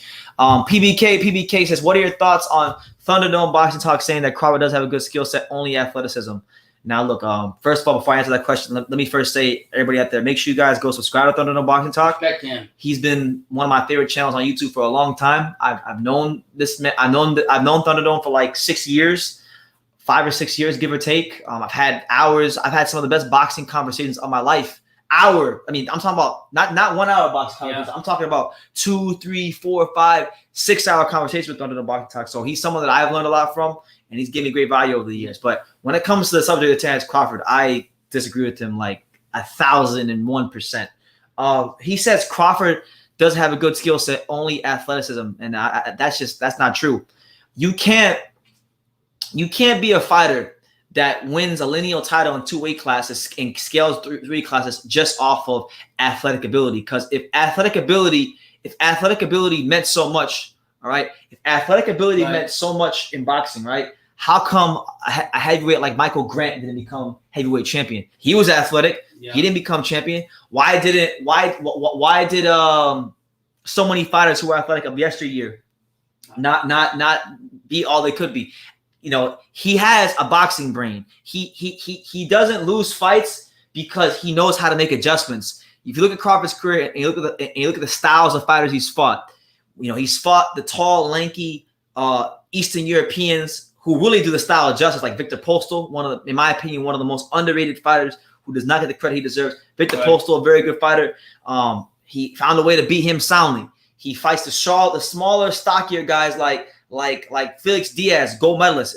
He's beating 2 gold medalists. Yeah. He's knocked out 2 gold medalists. He knocked out Diaz. He knocked out Gamboa. You're not doing these things. You're not dissecting these styles across 3 weight classes. Sometimes on the road if you don't have skills. So I disagree with Thunderdome. His ability to switch hit is unparalleled in boxing today. The only guy that even remotely comes close to Terrence Crawford in the switch hitting department is maybe Jerron Ennis, but he hasn't done it against the opposition that Crawford's done it against. So we can't really get it to him. We can't justify it yet. But Crawford, if you're talking about boxing from the orthodox stance as well as you do from the southpaw stance, there's nobody in boxing that does that like Crawford. And I would even venture to say, if you look at the last 10 to 15 years of boxing, there's been nobody who switches like Terrence Crawford. You can't do these things if you don't have boxing IQ, if you don't have skills. You can't knock out, world ranked contenders and champions for 8 straight fights over a 5-year period at the most important time of your career if you only have athleticism. So I love Thunderdome. God bless him. Okay. Yeah. Love Anthony. Yeah. But I'm gonna disagree. But he also says that apparently now I haven't watched none of them in a minute, so I don't know what he's saying over there. But he says that apparently he scored Postal versus Crawford for Postal. No. Now if he said Postal versus Ramirez, yes. But Postal versus Crawford, no. Can't see it. That was a fight where it kind of goes back to what I said earlier about Cholatito and Bubu Andrade. We're used to seeing these guys win a certain way so often that when they don't win in that fashion, we want to devalue their performance. Yeah. But we've seen time reveals all. One thing we know about life and one thing we know about boxing is that time reveals all. And since that fight, Victor Postal has proven himself to be one of the toughest fighters out there. From when he fought Josh Taylor, from when he fought Ramirez, he's still one of the most relevant fighters in the 140-pound weight class. So Crawford couldn't just do the normal Crawford fight where he loses the first round and then he switches sometimes in the second or third round, and by the fourth or fifth he's just separated himself. It took him a little bit more time, and he had to be more patient with a taller fighter. So I thought he won the majority of the. I don't remember what I scored it, but I know I didn't score for Postal. That much I do know. Yeah, you know what I'm saying? Hold on, Pops. We did get a super chat from my man Bernard. Shout out to Bernard with the super chat. I'm trying to figure out who that is in his picture. Who's that in your picture, Bernard? Let me know in the comments. Yeah. I always say that the more tools you have in the toolbox, the better you have to get the job done.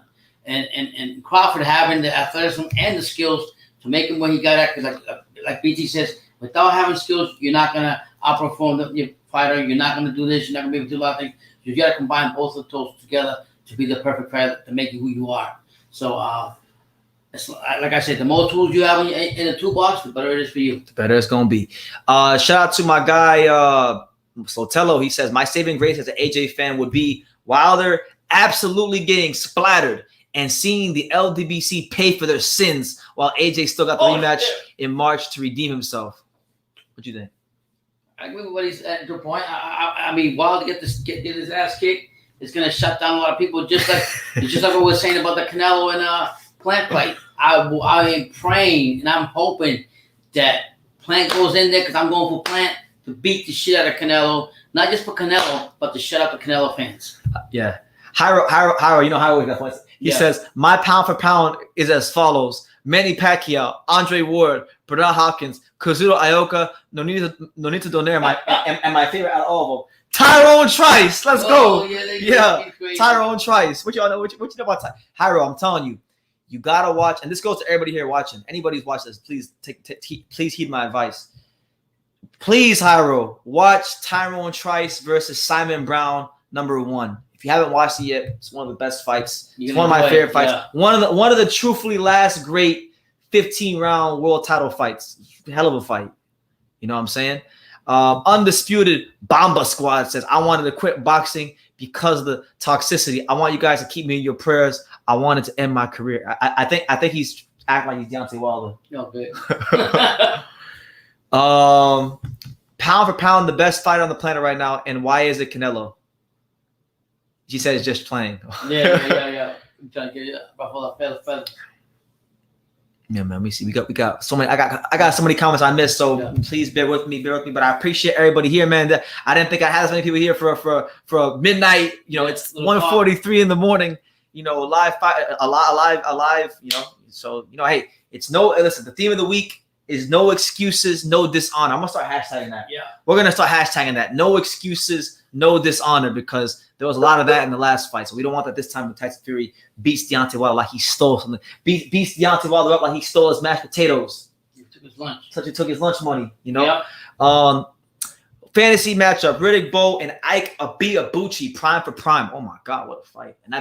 And people have asked me this question before. This to me, of the 90s heavyweights, this would have been one of the best fights, because you guys already know what I think about Riddick Bowe. I mean, I got him on the wall. Yeah.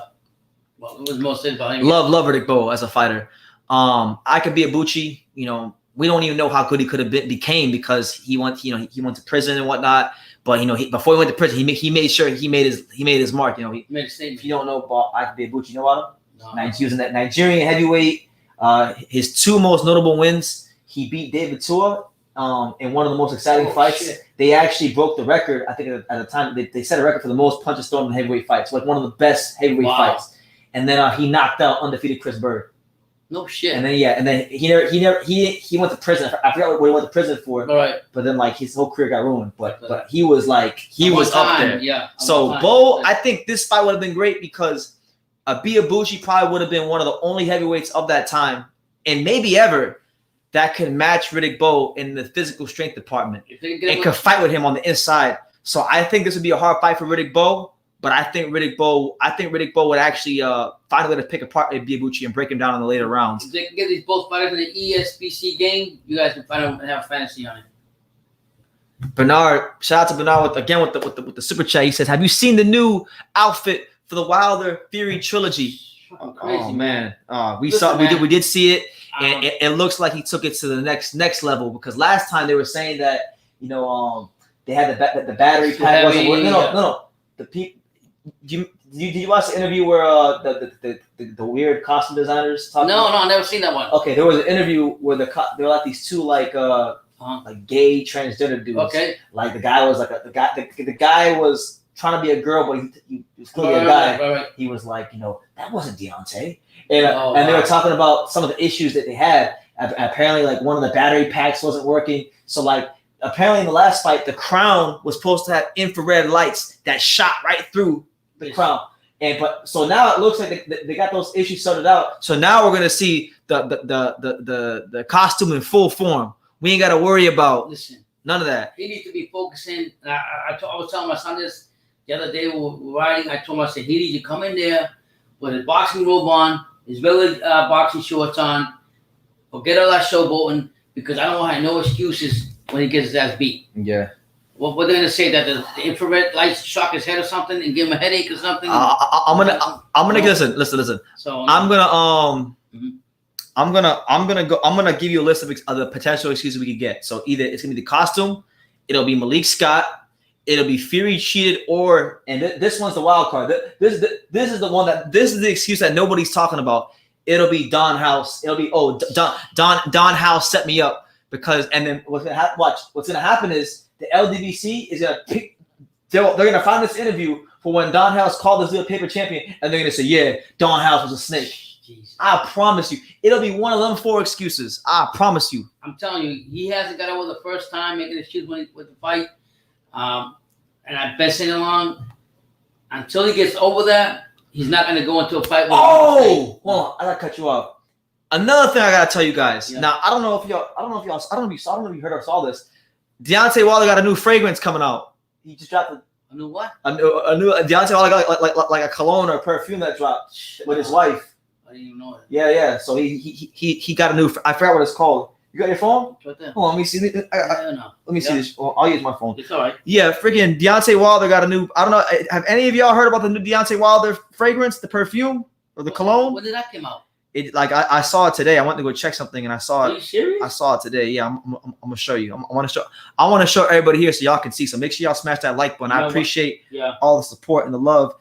Yeah, look. So it's called. He was wearing a shirt for it today at the at the thing. It's called D Telly. So like D for like Deontay and then Telly for like his wife's name, right. Telly Swift. So look, there you go. I don't know if y'all can see that. Hold on, I'm trying to get it to. It says, hold on.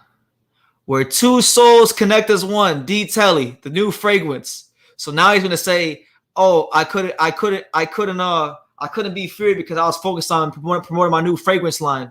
So, hey, add that as the 5th excuse that can happen this week. That he was too busy for that. That he was too busy promoting his own fragrance, And look, if y'all want to know what it looks like, look, there's the perfume or the fragrance bottles. You see it?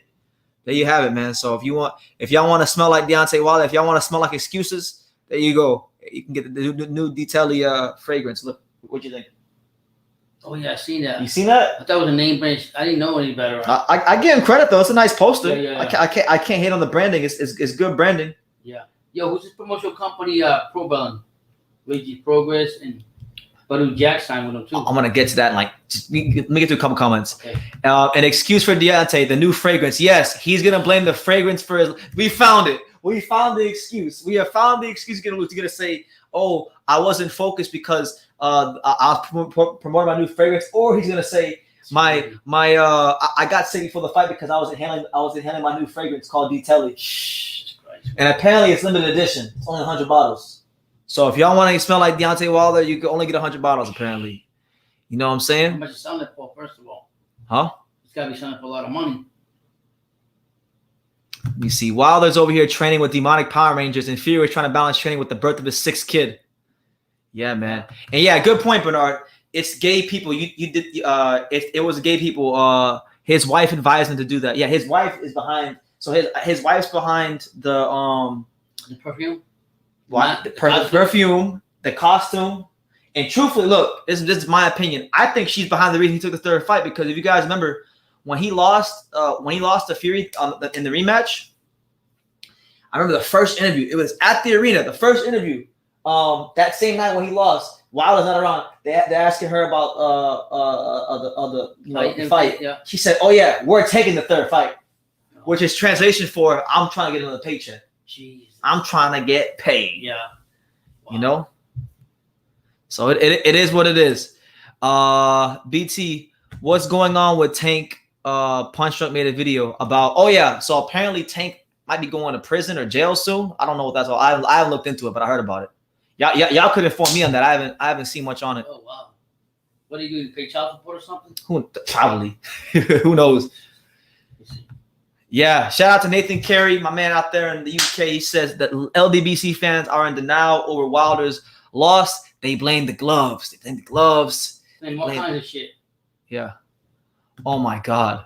Now, Pops, this is why I love people that watch this channel, because, you know, I mean, I think I'm pretty sharp when it comes to boxing, but sometimes you forget little facts here. And one Triple S dropped a great fact. He said, BT, you know, the guys that made the costume have a store called the Glam Squad. Oh, yeah. So Bomb Squad, Glam Squad, perfumes, fragrances. Is this supposed to be the baddest man on the planet? Fragrances? Jeez. The Glam Squad? Come on, man. You know what I'm saying? So it is what it is, man. It is what it is. I'm just glad. Like that's why I'm anxious for this fight. Anxious for the fight to happen, because I just can't wait to see. First of all, it's a great card. It's a hell of a card. Yeah. And oh shit, for real? What happened? Now I've heard about Jarrell Miller. I heard about Jarrell Miller, but Dillian White? What happened? So there's these rumors. I don't know if it's true. Okay. Yeah. I don't know if it's true. Right. So I'm gonna say allegedly, because I'm not here to say I wasn't there. It's not my business, but it's a comment in my YouTube section, so that's my business. I'm gonna address it. They said the same wife, Deontay Wilder's wife, slept with Dillian White and Jarrell Miller. He would get knocked out in the 3rd round. Oh shit. Yeah, that was actually one of the reasons why apparently him and Miller had beef, because I guess Big Baby was with her before Wilder. Oh my God. So that's why you always say this too, man. It's always a woman. Guys are always fighting over a piece of booty, you know. So it is what it is, man. But yeah, man, I'm appreciative for everybody being here. Make sure y'all listen. If you haven't done so already, give your predictions down below. You know, if you think Wilder's gonna win this fight, then type in Wilder. You know, we're all friends here. You can have a different opinion. I'm not gonna hate you for it. You know, if you believe Wilder's gonna win, type in Wilder in the comments. If you think Fury's gonna win, type in Fury in the comments. I think they was in a Baltimore hit and run crash in last November after the Santa Cruz fight. Huh? Tank Davis. Is that what he could go to jail for? Yeah. He did a hit and run. I remember that. Hit and run. And he injured 4 people. Yeah, and he's going to trial for that. Yeah. Oh, man. Ben Adams says, I have a bad feeling Wilder will win and Usyk versus Wilder next. Well, listen, I'm not going to be mad if Wilder. Well, I don't know. I can't say I won't be mad because I don't. Listen, my issue isn't with Wilder as much as it is the people here on YouTube that support him. If Wilder wins, fair play to him, because I've always said any man who beats Tyson Fury is a great fighter. Yeah. Listen, to me, that would be a great fight because Wilder and Usyk are so much the opposite. Like the opposite. Like Wilder is like pretty much like says fuck skills. I don't need skills. Yeah. These guys gotta be perfect for 12 rounds. I only gotta be perfect for 2 seconds. And you know when it comes, bam, baby, good night. Yep. That's what he says. And Usyk is like the most technically sound heavyweight we have in boxing today. Jesus. Footwork, punch placement, technique everything is like great. Yep. You know what I'm saying? You think that Joyce fight with King Kong's actually going to happen? Or not just talking? So Joyce and King Kong? Yeah. Listen, did you hear Wilder this week? Nobody wants to fight Luis Ortiz, and they say he's old, but nobody want to fight Luis Ortiz. It's the same thing that we say that nobody wants to fight Crawford. The same basic thing. Nobody wants to call him out because the same thing. Nobody wants to fight Bubani for the same thing. So what I'm getting at is King Kong. What happened is Wilder gets himself put on his shoulder for that fight because he gave him the opportunity. It's the only good one on his resume. Yeah. The only good one. But I'm saying that he always gets credit for that. He's always said, I was the one that gave him credit. Nobody wants to fight him, but thank God he set up with me, and I did. You know what I mean? So whatever. I'm pretty sure Brian Jennings fought him. But yeah, Brian Jennings fought Luis Ortiz when Luis Ortiz was at his peak. He fought the Luis Ortiz that I thought there was a moment. One time there was a brief moment in time in 2015 where I really believed Ortiz was the best heavyweight in the world. But when I say a brief moment in time, I mean a very brief moment in time. Yeah. Like the period of time where there was a period of time where Fury, Joshua, and Wilder weren't champions, and I think Klitschko wasn't looking so good. Like he didn't look good. He didn't look good against Brian Jennings. And then Ortiz beat the shit out of Brian Jennings. So then when I saw Ortiz did the Brian Jennings, and you see that he's a southpaw and he's moving around the ring, and he was stringing together some good wins on HBO boxing. I thought for like a good 2-month period that maybe Ortiz was the best heavyweight in the world, but he never got his opportunities at that time when he was at his best. Right. But the one guy who fought him, that's why you'll never hear me say anything bad about this guy. The one guy who fought him when he was at his peak, at his best, was Brian Jennings. Wow. And I feel bad for Brian Jennings because Brian Jennings came late to boxing, didn't have a big amateur background. Right. You know, basically got by on athleticism. You want to talk about a fighter that only has athleticism? Really? Brian Jennings is a great example of that. Okay. Fought his way to become a contender, beat Artur Spilka, beat Mike Perez, right. Good, respectable wins for him. Gets the opportunity to fight Vladimir Klitschko. Okay. Wow. Loses to him. And then right after he fights Klitschko, fights Luis Ortiz right after. Jeez. He fought the two best heavyweights at that time, back to back. Yeah. So all you can do is respect Brian Jennings, a true Philadelphia fighter. Bernard says, why do Americans have difficulties to find a good heavyweight? Do you believe in Jared Anderson? I do believe. First, to answer the last part of your question, I do believe in Jared Anderson. I think Jared Anderson is going to be our best shot at winning a heavyweight title because right now it's not the era of the American heavyweight right now. Right now, you can't be. See, a lot of American boxing fans, they always want to discredit heavyweights now, and they want to always discredit. I'm not that way. You call a spade.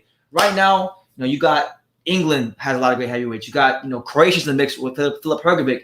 You got, F.A. Jogbo will be someone to reckon with. There's a lot of good heavyweights from places that are in America.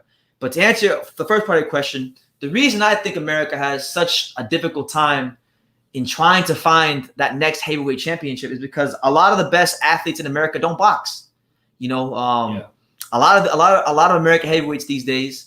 And even not these days, but over the last 10 years, going all the way back to when Seth Mitchell was fighting. For our real boxing heads, you may remember Seth Mitchell.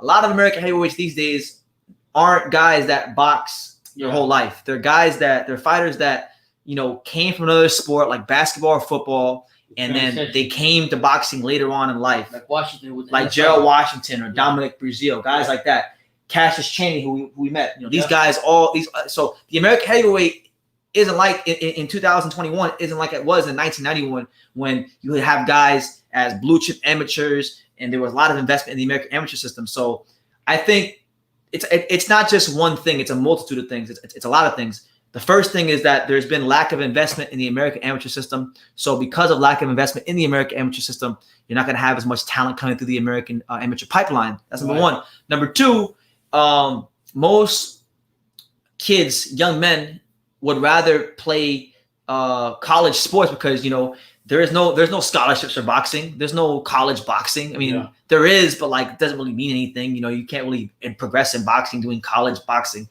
So when most people are going to take the safe route, they're going to want to take the scholarship, do that kind of thing. Yeah. And that's what it is. So I think it's a lack of investment in the American amateur system.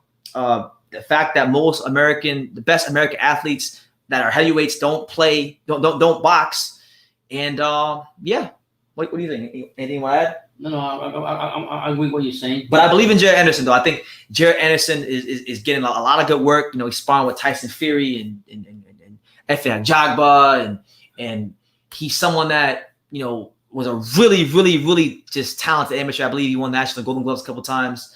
And look, he signed with the company that has the best track record of producing prospects. Yeah. We talk about the stars of boxing over the last 20 or 30 years. Top ranks the ones that have produced them. You know, De La Hoya, Mayweather, Pacquiao, Cotto. Now, name me fighters in the last 20 years bigger than those names. I know. They all came through Top Rank. So, it's true. You know what I'm saying? So, I think he's in good hands. I think Bob Arum, Todd DeBuff, and the fine folks at Top Rank will look after him, and they'll take the right fights at the right time. And I think he is a future heavyweight champion.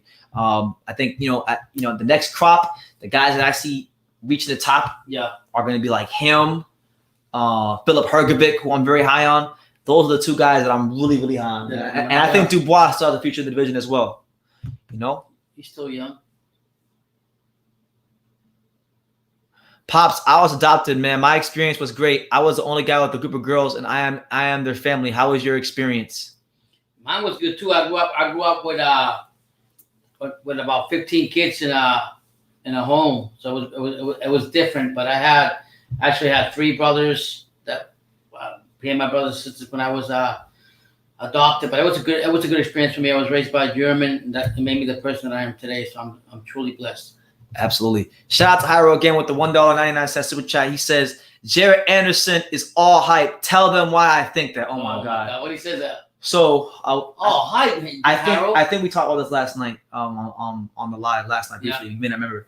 So you know Jonathan Rice, the heavyweight? Yeah, we talked about So Jonathan Rice, for those of you who don't know, Jonathan Rice is like a heavyweight opponent. He's fought like Tony Yoka. He fought Efe Ajagba. Yeah. He's got like 6 losses. He's 14-6. But Rice seems to be starting to put things together now. He's improving. He's been in camps with Philip Hergovic, and he's been really giving his best efforts to boxing. So he scored an upset victory on short notice against previously undefeated heavyweight prospect Michael Coffey. And Jairo is buying stock in Jonathan Rice, and he wants to see Jared Anderson get tested against a guy like Jonathan Rice. You know, a guy who can move, 6'5", I believe he is, athletic, good, solid guy for this stage of his career. Right. I would like to see that fight happen, but look, if it doesn't happen, I'm not going to call him a hype job. But Jairo was literally condemning Jared Anderson because he had to fight Jonathan Rice. He said he basically said that he's ducking Jonathan Rice. He's ducking him, huh? Yeah. You know, Ortiz ducked Joe Joyce. Check it out, BT and Pops. I think I might have made a video about that. I made so many videos over the years. I don't even remember some of the things I make videos about. Go back on that one. But Thank you for letting us know. I know that Jarrell Miller ducks Joe Joyce because there was a point in time where like Jarrell Miller was highly ranked. Yeah. And then Joe Joyce had like 4 fights or 5 fights, and then Joe Joyce called him out for a fight, and then Joe was like, "I'm not gonna fight him. He needs to get ranking position to fight me." Oh shit! Yeah. Excuse. Yeah. Let me see. Thomas H says, does USA have anything like the World Series of Boxing or some kind of stipend or money before going full pro would be good for American boxing to develop guys after the Olympics? Nah, not really. I mean, I'm telling you, I really feel like even though America is a bigger country than England and a lot of these other countries like Ukraine and all that, I honestly feel like sometimes even though America has the biggest country or one of the biggest countries as far as land and population, I really feel like in boxing sometimes America does feel kind of like the underdogs because when you look at the investment that is made into the amateur programs in American boxing, it's not the same as the Ukraine or other countries or even the UK. Yo, I had a conversation, right? I was down at a City Athletic Boxing Gym back in June. One of the best gyms I've ever been to. One of the best gyms in Vegas. One of the best gyms in the world. I was there talking to a young amateur fighter who's one of the best American amateur fighters in the country right now. You guys probably hear about him in the future. His name is Raheem Gonzalez. Good, fantastic fighter. He's a light heavyweight. He's the number 1 ranked light heavyweight fighter in the USA. He's actually the number 1 light heavyweight over a couple guys you may know of. Yeah. You know that kid Abel Gonzalez from Kangaroo? Yeah. Yeah. Abel's number 2 behind him. Oh wow. Yeah. Number 3. Najee Lopez, not Najee Lopez, but his brother, right. K Champ. K Champ's like number 5 or 6. Oh shit. So it's like he's very good, Raheem. Right. But I was talking to his dad, and his dad told me something interesting. His dad told me that especially like in the Ukraine, these guys don't turn pro not because they're afraid to turn pro, but you can literally make more money as an amateur in the Ukraine and these Eastern European countries than you can in the pros. Like he told me that like he knew a fighter, I forgot his name, but he knew of a fighter that fought his son in the amateurs who was like 26 and his son's like 20. Right. And he stayed in the amateurs because they were paying him like $100,000 or $200,000. So you could, if you're from certain countries, you can make $200,000-$300,000 fighting in the amateurs. And it actually like they're like, why the fuck do I want to go pro? Yeah, because they can't speak English, so the marketability isn't that high, so they're not gonna make that kind of money unless they get like the biggest of fights. So to bring that back to America, that's why there's this attitude with the modern amateur American fighters that they don't care about the amateurs. Like when Keyshawn Davis lost in the gold medal match in the Olympics, he looked into the camera and said, "Oh, I'm on to bigger and better things." But like what these American amateurs don't understand is that we haven't had a male gold medalist since Andrade Ward in 2004, and whoever actually won a gold medal for the USA would instantly be a star. Think about it, Pops. Yeah, Andrade Ward is looked at to be a boring fighter, right? A lot of people, casual fans will say he has a boring style. Doesn't talk a lot of trash, doesn't have like a Tyson Fury personality, and he's not a knockout puncher. So with that being said, the reason Andrade Ward was so relevant and what really carried Andrade Ward from a promotional standpoint all those years, it wasn't the fact that he was undefeated. It wasn't the fact that he was a champion. It was that he won a gold medal. Yeah, we talked about this. I did a whole live about this. Well, you and I talked about this. So I really feel like winning that gold medal take you up to leaps and bounds. There needs to be more investment in the American amateur boxing programs. And also these American amateurs need to really take winning the gold medal more seriously. You see that thing about, I think it was 2016 Olympics that it was rigged, that Michael Collins, somebody else didn't win or something like that? What? They were saying that the 2016 Olympics that it was rigged or something. I was reading up on Instagram. Oh yeah, there was a big. I got a video coming up. You made it? Yeah, I already made it. Yeah. Okay. Yeah, they got the McLaren report, which is a big thing that happened with the Olympics. Yeah, apparently, there was a big match fixing scandal in 2016, which isn't surprising because Michael Collins got robbed in the gold medal match. You know, there was a lot of questions about if Tony Yoka really beat Joe Joyce. Right. And speaking of Tony Yoka, my man Bernard here, he says, Philip Hrgovic, have you seen his record? He's weak. I'm from France. Tony Yoka took him to school. Are you surprised that Wilder would struggle with Hrgovic and that Hrgovic was kicking his ass in sparring? Well, first of all, it's about the old video. Yeah, I'm not surprised that Hrgovic was kicking Wilder's ass in sparring because Philip Hrgovic is one of the best heavyweights in the world. And I stand on that. I stand on that until proven otherwise. Now I know you're from France, so I know you're gonna take great pride in Tony Yoka. God bless you. Yeah. Tony Yoka, he's better than Tony Yoka, truthfully. I know he lost to him. But if they were to fight in the pros, Philip Hrgovic would absolutely obliterate Tony Yoka. Tony Yoka don't have that. He doesn't have the professional style.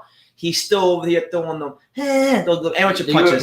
He's throwing the punches for speed and scoring, and not the punches to land in place and hurt your opponent. Yeah. Wow. So I really feel like if they fought in the pros, it'd be a different story, a much different story. Philip Hrgovic is a guy that the jury's still out on Hrgovic. And in fair play, it should be out of him because he hasn't fought the top guys yet. But he has fought some veterans. He did fight in his very first fight, his pro debut. He fought Rafael Zumbano Love. Now, for those of you who really know your heavyweight boxing, Rafael Zumbano Love is not an elite fighter, but he's a fighter that you normally fight in your 8th fight, 10th fight, right, 15th fight, something like that. Hrgovic fought him in his pro debut, knocked him the fuck out. Okay, he fought Amir Mansour. He's fought a lot of good, better heavyweight fighters, and he's getting out of there with ease. Hey, there's a reason why Hunter didn't want to fight him. Michael Hunter didn't want to fight him. There's a reason. All of a sudden, Michael Hunter became an accountant, and he was willing.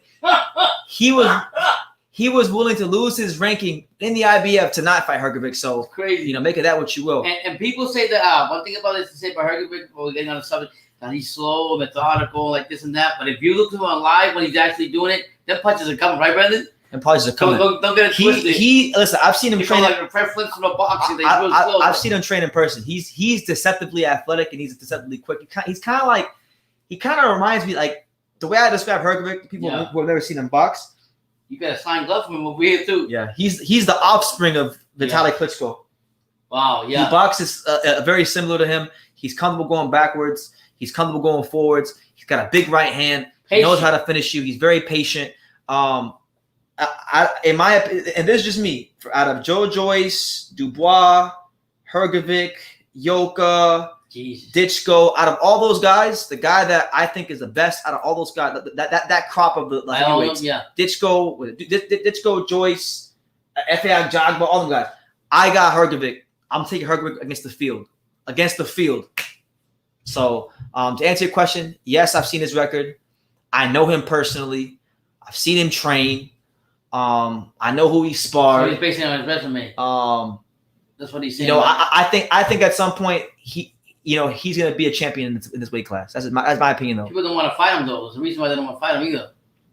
You can't believe a word Eddie Hearn says. He's a serial deceiver and a skilled spin doctor. Eddie Hearn was trying to spin Joshua loss due to an eye injury after the fight. I mean, you're right, but I mean, if we're talking about Eddie Hearn's willingness to make big fights, Eddie Hearn will make the big fights happen. He's shown that time and time again.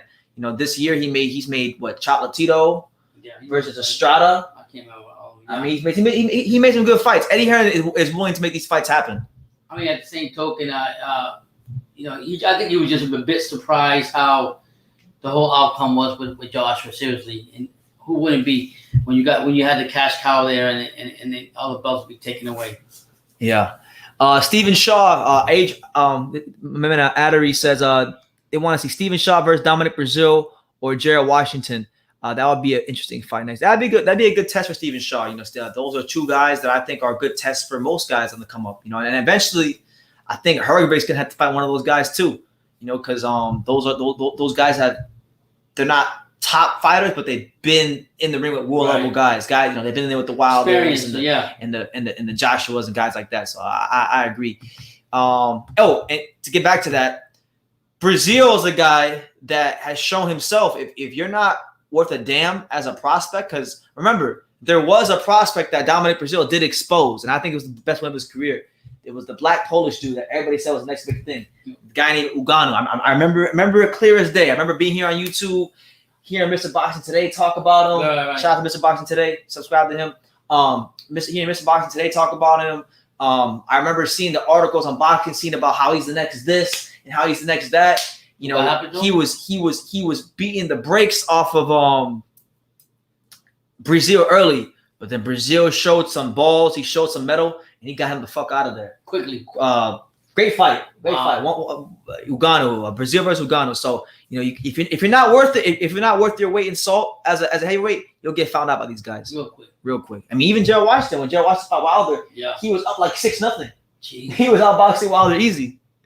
Knock the fuck out. Shout out to Jay. He says, just a quick hello. Hope you're both doing good. Back to bed for an hour in the UK. God bless True School. Shout out to you, Jay. We appreciate you. Thank you so much. But apparently Jay was lying because he got into the comment. He says, I'm pretty sure Fury will still run rings on Wilder, but Deontay still has that super punch. Fury knows that he can end it at any time. Best wishes, brother. Absolutely. That's true. Yeah. That punch right there still. Man, we got somebody. I mean, I appreciate everyone, man. We in the home of boxing, the untouchable. Listen, before we go any further talking in the live, I want to give you guys a couple of program reminders. Now, I'm probably going to be live for a combined about 10 hours on Saturday because we got the Liam Smith versus Anthony Fowler card. I haven't talked about it too much. It's not the worst card in the world, but it's not the best card in the world either. But it's a card. It's a card early in the day. It's an appetizer before the food. We'll be watching that because there are some interesting fights on that card that I do want to see. The fight of that card that I really want to see, and I want to see what you think. Ted Cheeseman, Ted Cheeseman? Yeah. He's taking on Troy Williamson. Remember him, Troy Williamson? Yeah. Who is he? He's a fighter. He fought Scarf. He fought Harry Scarf. They robbed Harry Scarf. Yeah. So, that's a good test for Williamson. I thought Cheeseman retired, though. No, he took a break from boxing. He came back. Okay. He had gambling issues. He came back. Okay. So, yeah, we'll be live for that card in the afternoon, and then we'll be live for the Wilder card. So we're going to be live for, I kid you not, 10 hours. Yeah. It'll be two separate lives, but 10 hours. Yeah, so welcome to the home of True School Sports. We're here for you. Hyro says Arslan Makhmudov versus Philip Hrgovic. He don't want that smoke. He don't want that smoke, champ. We know we don't want that smoke. Harold's on it though. Yeah, and Thomas is right about U.S. amateur boxing.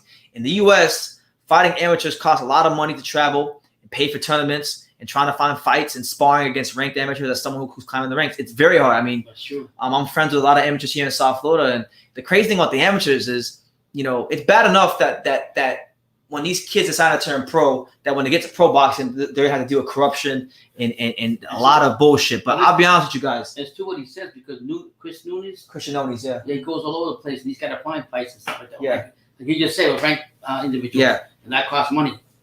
As far as the amateurs go, I would actually say the amateurs is more corrupt than the pros. They should. It's more corrupt than the pros.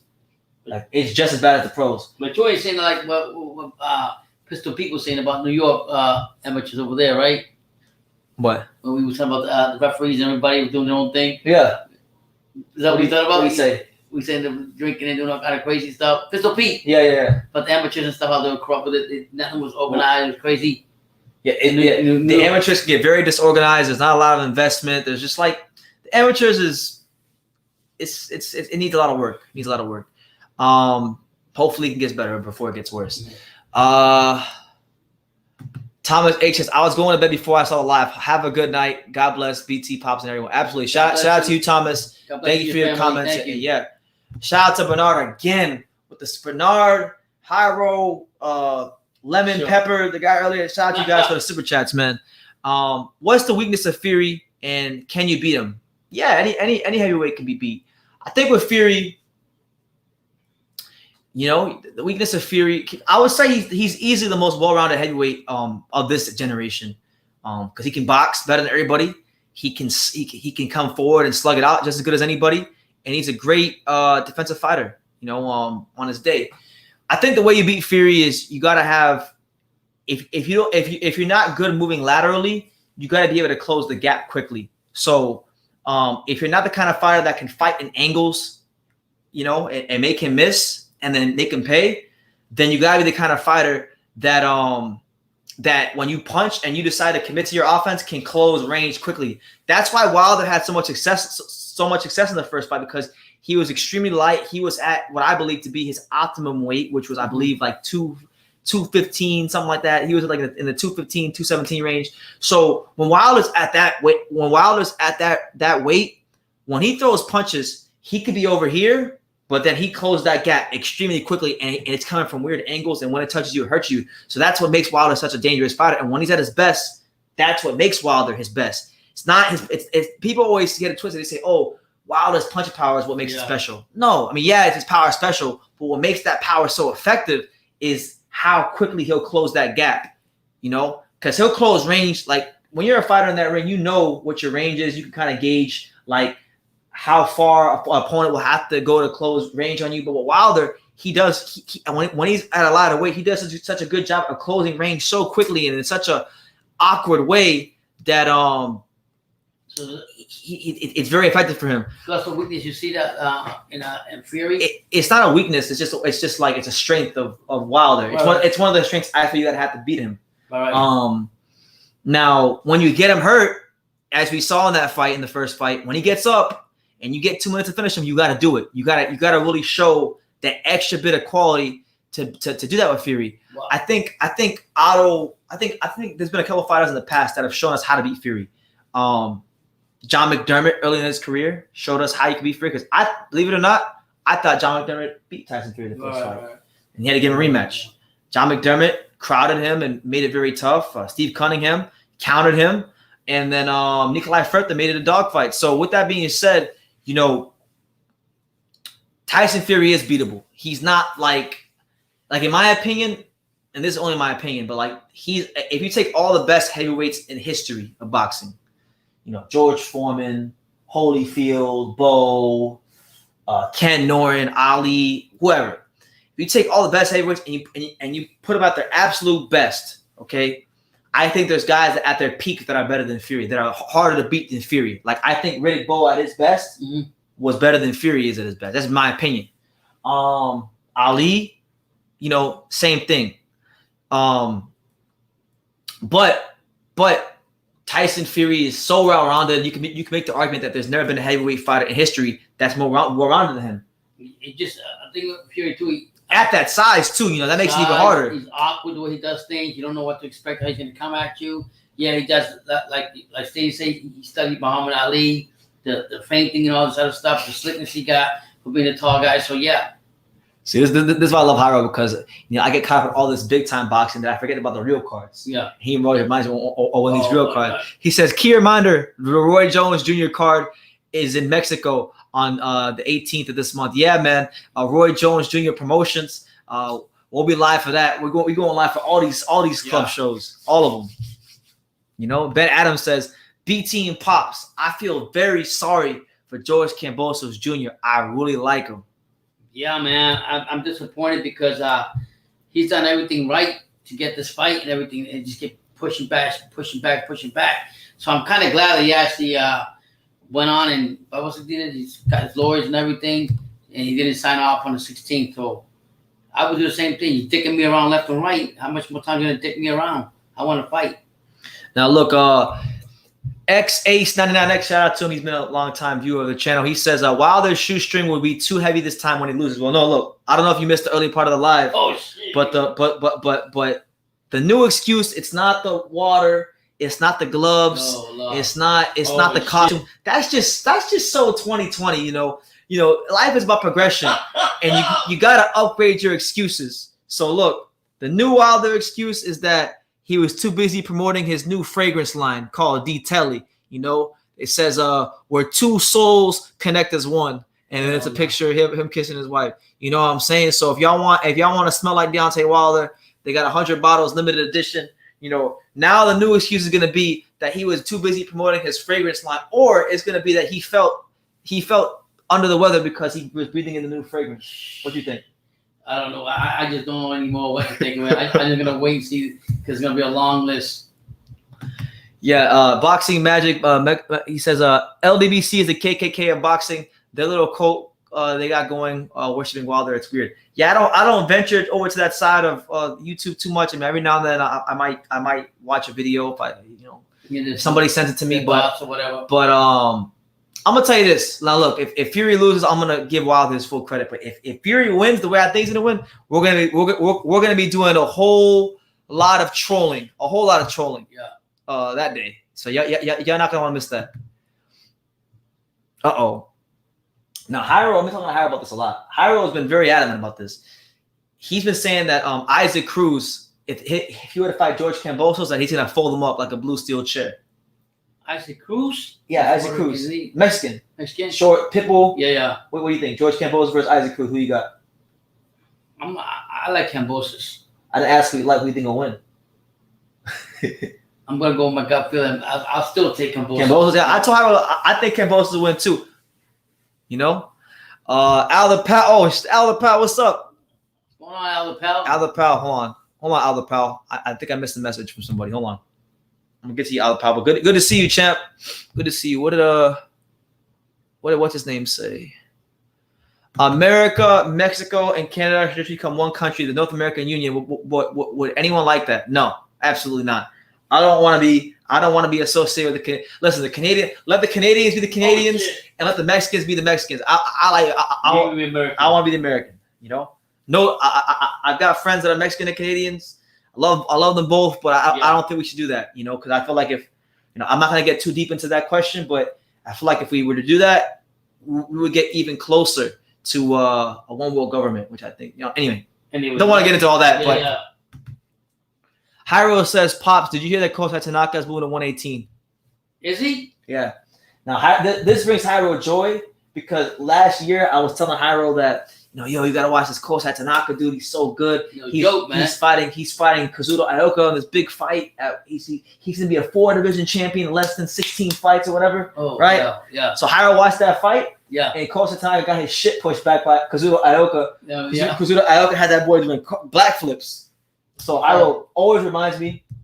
In fact, Hyro made a new montage of Kazuto Ioka, and he used audio from my Kazuto Ioka videos. No shit. I gotta show it to you. Oh hell. Yeah. So now Tanaka, he was champion at 105, 108, 112. He failed at 115. He said he don't even want no smoke at 115. He was 118. Oh, and Hyro also said that he doesn't want to go back to 112 because if he goes back to 112, he's gonna fight Jutsu Nakatani, who Just- he already yeah. avoided. Apparently, he ducked Junto Nakatani. Yeah. I was on the Japanese fighters. Yeah, man. Shout out to him. But yeah, listen, we're just counting down the days and the hours till Deontay Wilder gets folded up again. Elder Pell's comment. Did you? I didn't see a message. Okay. Drop it again. But yeah, Alder Powell says, "What the fuck? Y'all are still up? It's late here in Texas. I should be asleep."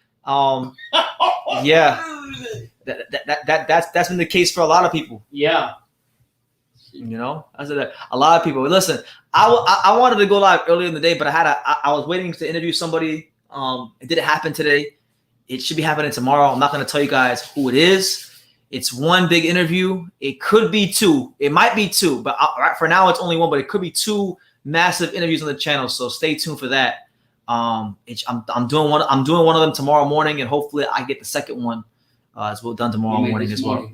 Today, this morning, you know, I'm probably not gonna go to sleep the whole day until like maybe the evening. Yeah. You know, but yeah, get your comments in. You know, if you got any, I'll stay on for like 10 to 15 more minutes because it is 2:25 and Pops do gotta go to sleep. So 10 to 15 more minutes. Any questions? Run it. It could be boxing related. What about the progress thing with the Okay, yeah. Thank you for reminding me. Yeah. So Regis Progray, I forgot the name of the company, but Regis Progray signed with some company called Prebellium or Probellum. Yeah. Now the company I didn't read too much deeply into it, but apparently Richard Schaefer runs the company. Yeah. So Richard Schaefer been a big time mover and shaker in boxing for many years. Regis Progray couldn't get fights when he was signed to PBC. Yeah. Regis Progray Austin Trout is ducked and avoided. So you know he's just trying to make something happen for his career, and hopefully it's my hope that Regis Progray will definitely and Austin Trout get some fights. Yeah. Freaking Alapal says, "Damn, I couldn't do your job. You can just talk to the world like nothing." Yeah, well, you know, I've had a lot of practice, man. If you go back and you watch some of my videos when I was younger, I wasn't this good. No. I wasn't this good. So it's like a fine wine. You get better with time. Yeah. You know. Comfort zone. Talking about like shyness, you know, believe it or not, sometimes as many interviews as I've done and as many times as many places I've been, I still get nervous sometimes. Yep. Yeah. Hyra wants to know, when is Angelo Leo's next fight? That's a good question, and I want to say shout out to Angelo Leo. I was talking to him today, and he sent me a picture. He was wearing a True School sports shirt in the gym today. That's what I'm Yeah, look, I'm gonna show you, Pop. Let me show you.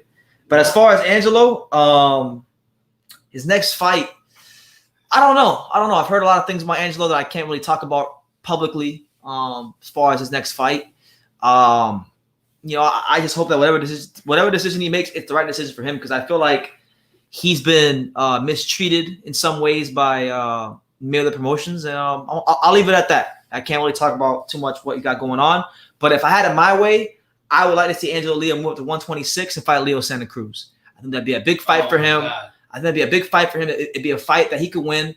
You know, they have history together because Leo Santa Cruz and Angelo sparred hundreds of rounds together when Angelo was a younger fighter. And I'd like to see Angelo get that opportunity, you know, because Leo's a big name. That would really be a fight where Angelo could get some fans. Take that fight though? Huh? Will Leo take that fight? I think that they're friends. Yeah. They go way back. Leo has a good relationship with Angelo's father. Okay. I think it will happen. But hold on, I gotta show you this picture. I gotta show Paul this picture, guys. I didn't show it to him earlier. Let's see, where is it? That's what I'm talking about. See him? Yeah. That's it. You know, for those of you want to look, that's my boy Angelo. Angelo in the True School shirt today. Yeah. In the blue one. You know, it's my guy. So coming. Thank you, Angelo. X-Ace99 says Plant looks like a loser even before the fight. I don't know what you're watching. He don't look like no loser to me. He looked like somebody who's coming to put on a masterclass. That's that mind game he got. He's underneath Canelo's skin. Believe it or not, it's gonna play big when they come to the fight. He's probably one of the other guys besides Mayweather's not backing down. Ben Adams wants to know who's your favorite fighter of all time and why. I like Marvelous Marvin Hagler. Why? From Brockton, Massachusetts. Was one of my middleweights that I followed through in the 90s when they had 80s. 80s, 90s. when they had Sugar Ray Leonard, Tommy Hearns, and that. And I just loved his style. And I loved how he carried himself. I thought your favorite fighter was the one Puerto Rican fighter. Was it Derek Chavez?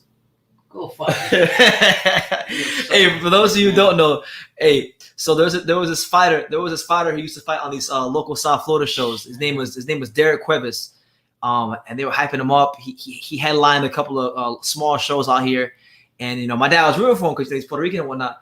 And my dad, what were you saying to him in Spanish at the fight? You were saying something to him in Spanish at the fight. I was cursing his fucking ass off. What I was doing.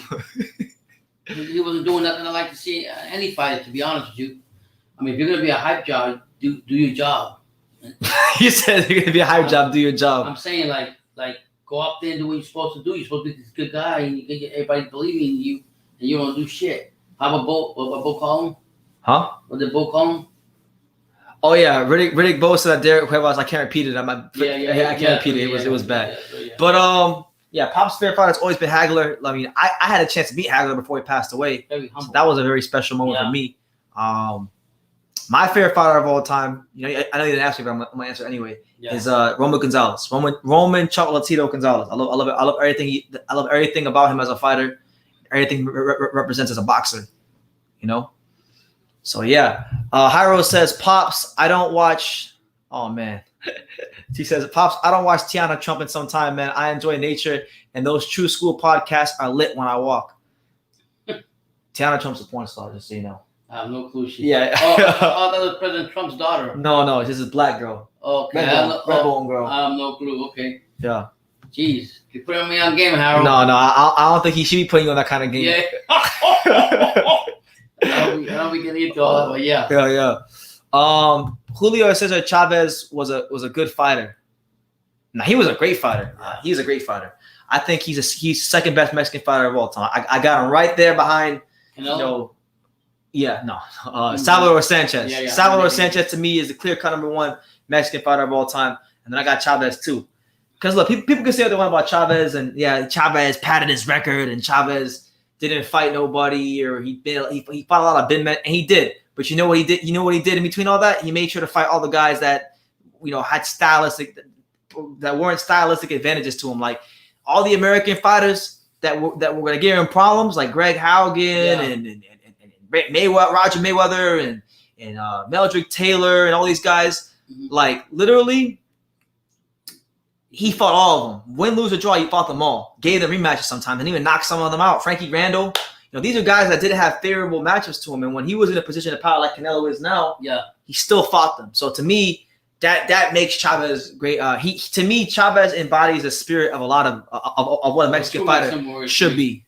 But that's just my opinion. You can have yours. Ben Adams says, good choices, guys. And should Campbell Hatton just quit boxing? In my opinion, he ain't no good.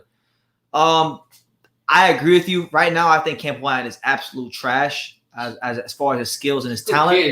He's a good kid, but I think it's just too much pressure. It's too much too soon for him. I think Eddie Hearn, if Matchroom Boxing, if they care about him, like if they really care about his career, and aren't just trying to make a quick buck off of the novelty act of him being Ricky Hatton's son, they should pull him off all televised. I'm talking about, don't even put him on TV. They had him above the Callum Smith. They had him fighting above Callum Smith, who's a former unified champion. Let this kid Campbell take him off TV. Don't let him fight on apps. Don't let him. And if the Zone does have him fighting on TV, let him fight on like the Zone Italy shows that nobody watches. Have him fight there. Have him fight on small hall shows. Let the kid get time and space to develop without no pressure. Yeah. And then when he gets 10 to 15 fights in, because that's what I think it's going to take. I think he needs 10 to 15 fights before he even comes back on TV. Dad just sitting there watching him, the whole UK watching him and everything. He needs a lot of time to develop. Him, man. That's a young kid with a lot of but I respect. But look, it's easy for us on the outside that aren't in the ring to say, "Oh, Campbell Hatton sucks. He's trash." This, that, and the third. But at least give him his respect and just due for having the courage at such a young age to walk in the ring and fight with all this pressure. It's a lot of pressure he's fighting with. Now, Eddie Hearn and a lot of people are trying to compare him to Conor Benn and say, "Oh, well, it's the same thing as Conor Benn when Conor Benn was fighting." And no, it's not the same thing as Conor Benn, because when Conor Benn was struggling early in his career, it wasn't looking good. Conor Benn had punching power. He had natural, God-given physical strength and punching power. Campbell Hatton does not. He's a kid. He ain't punching with that kind of thump in his hands. And I think the learning curve for him is a lot steeper and a lot sharper than it is for Conor Benn. That's just my opinion. Yeah. You know, Eddie Hearn will have to find out the hard way because, like, people who watched him fight, his market value has gone down. People who watched his last fight against Martinez, his market value has gone down. The Campbell Hatton hype train is just veering off the track before it even gets started. Yeah, and then a lot of it's because of, like you said, they're trying to make money off the Hatton name. That's not right for him. It's not fair to him. It's not fair. You're gonna sacrifice this kid's development at the expense of getting some quick money. But look, all money ain't good money. This is why, like, I feel like a lot of these Rick Laser says this. Yeah. A lot of these boxing promotional companies, they have people that, like, you know, fetch the promoter donuts and they do all these fucking jobs that don't mean anything. But a lot of these boxing promotional companies, they don't have like a director of like talent development. They have their matchmakers. Yes, that matchmakers are supposed to be that, but matchmakers have more of a short-term perspective. These promotional companies need like these.